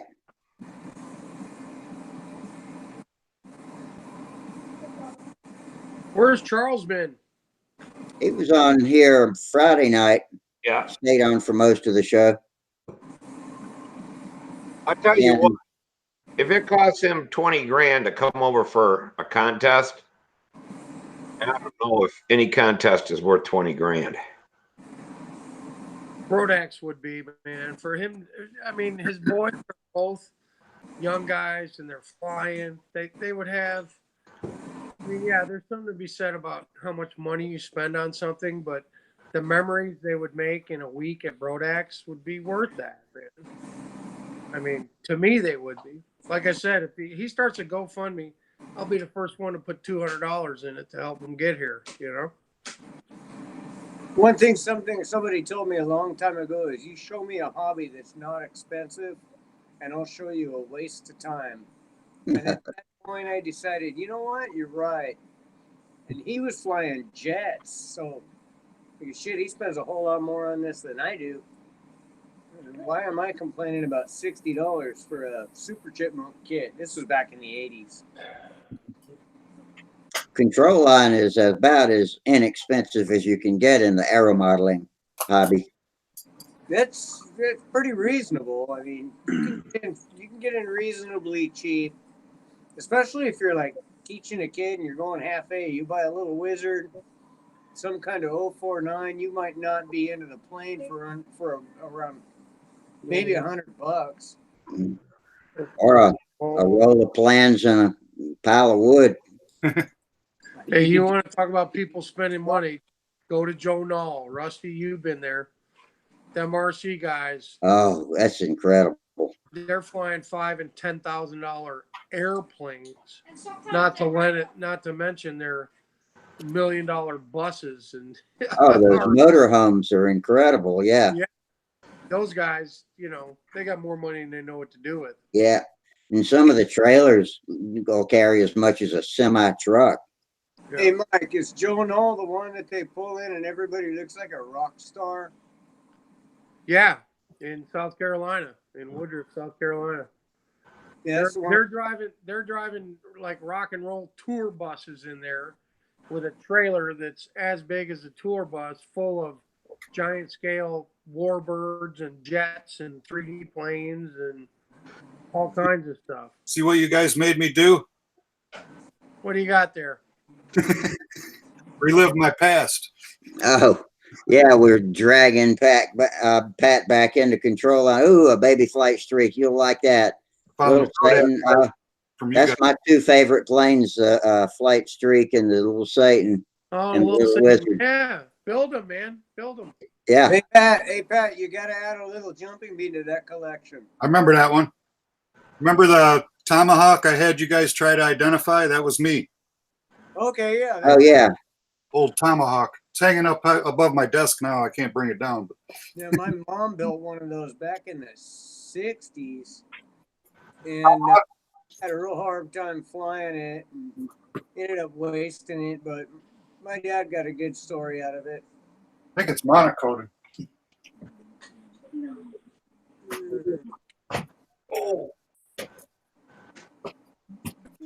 Yeah, that little jumping bean was my first try at control line. Yeah. The other one I lost track of was called the Stuntman. It had a Stuntman 23. Yeah. had an In fact, I've bought enough wood to build 3 of those, and have just like a lot of other stuff, never have gotten around to building them. What was it? And yeah, I think it was an 15 engine or something. Go ahead. The other place, just like the Stuntman, what was that? A swordsman? It was a solid wing. I remember that. A swordsman. Swordsman was like Stuntman. Yeah, sort of. The Stuntman's got a bigger, more wing area, and it's just a slab wing. But when I bought the wood to build the 3 of them, I bought the airfoil shape, balsa 1/4-inch airfoil shape from SIG, and I was going to laminate the 2 together to get a full half-inch symmetrical airfoil for the ones I put together. That might have worked pretty good. Yeah. If it's not too heavy, it should have been fine. Well, But you could have put the two together, then drilled holes in it for lightning holes, and then covered it, and it would have been fine. yeah, that's true. Maybe not as rugged, but probably fly a lot better. Yeah. Another one I flew 100 years ago was the old Sterling Baby Ringmaster. I've never flown a Ringmaster up until a couple of years ago when I got a micro Ringmaster, one of those little 10-inch things. Never seen one of those. Me either. It's got a TD01 on it. Wow, that is small. Yeah. Would you do fly it in your bedroom? I flew it in the church courtyard across the street from my house. I could have flown. I flew it on 15 feet, and that was it. It could have used another 10 feet of line, I think. Wow. Like Jeff was saying, just tie a rag to it and fly the engine. Yeah. Or you could always hold the Mark IV in your hand and just fire it on a prime. Cool you off. Yeah. Me and Ron Cribbs flew that Ringmaster. There's a video on my YouTube site about it. It'll say what length the lines were on that. If I don't remember correctly right now, it'll say the right length on the video. Yeah. I think it was 15. It was a little bit ago. You sent me the link for your YouTube video for your Magnum flight. Oh. And you were saying, yeah, you were like being walked by the dog. Yeah. That's what my my Strega flight looks like. Really? Yeah, I'm not much bigger than Mike Lonkey's kid. Hey guys, I just noticed something on this label, man. I'm going to show you this. I started looking at this label a little harder.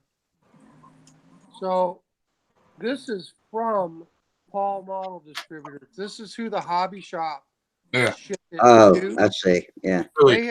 They peeled the original name off. This label underneath is from Dynajet to Paul Model Distributors. So this top label has been torn off with whoever got this model. Does that make sense to you? Yeah, it does. There's two labels here. Paul Model Distributors sent this to somebody. They peeled their address off. This is from Dynajet to the hobby shop. Yeah. So I don't know where this engine went. Started out in Ohio. Probably the damn guy you bought it from there in Pennsylvania. I don't think so, no, because he said that a friend of his gave it to him to bring to Brodax to try to sell. Oh, okay. And I don't think he was the original owner either. Hey, Mark, what's the date on that? 10/16/6. Is that 76 or 86? No, it's 66 is what the yeah. Hang on. 1966 is what the postmark says. And then there was something else interesting I just saw on the registration card. It says this is number 2602. And it says this is the serial number of your engine. And it's stamped in the instruction book as well. However, it does not appear anywhere on the engine. So it came with this paper card that said 2602. That was a 2602nd Dynajet engine produced. Wow. Kind of neat that you know that, because it says right here, this is your serial number of your Dynajet. It is not on your Dynajet engine. Be sure to record it for future reference. The number is repeated in your instruction book. So that thing's 60 years old and it hasn't turned blue yet. Well, it hasn't been started. That's why. So that would make sense. How many reeds came with it? Looks like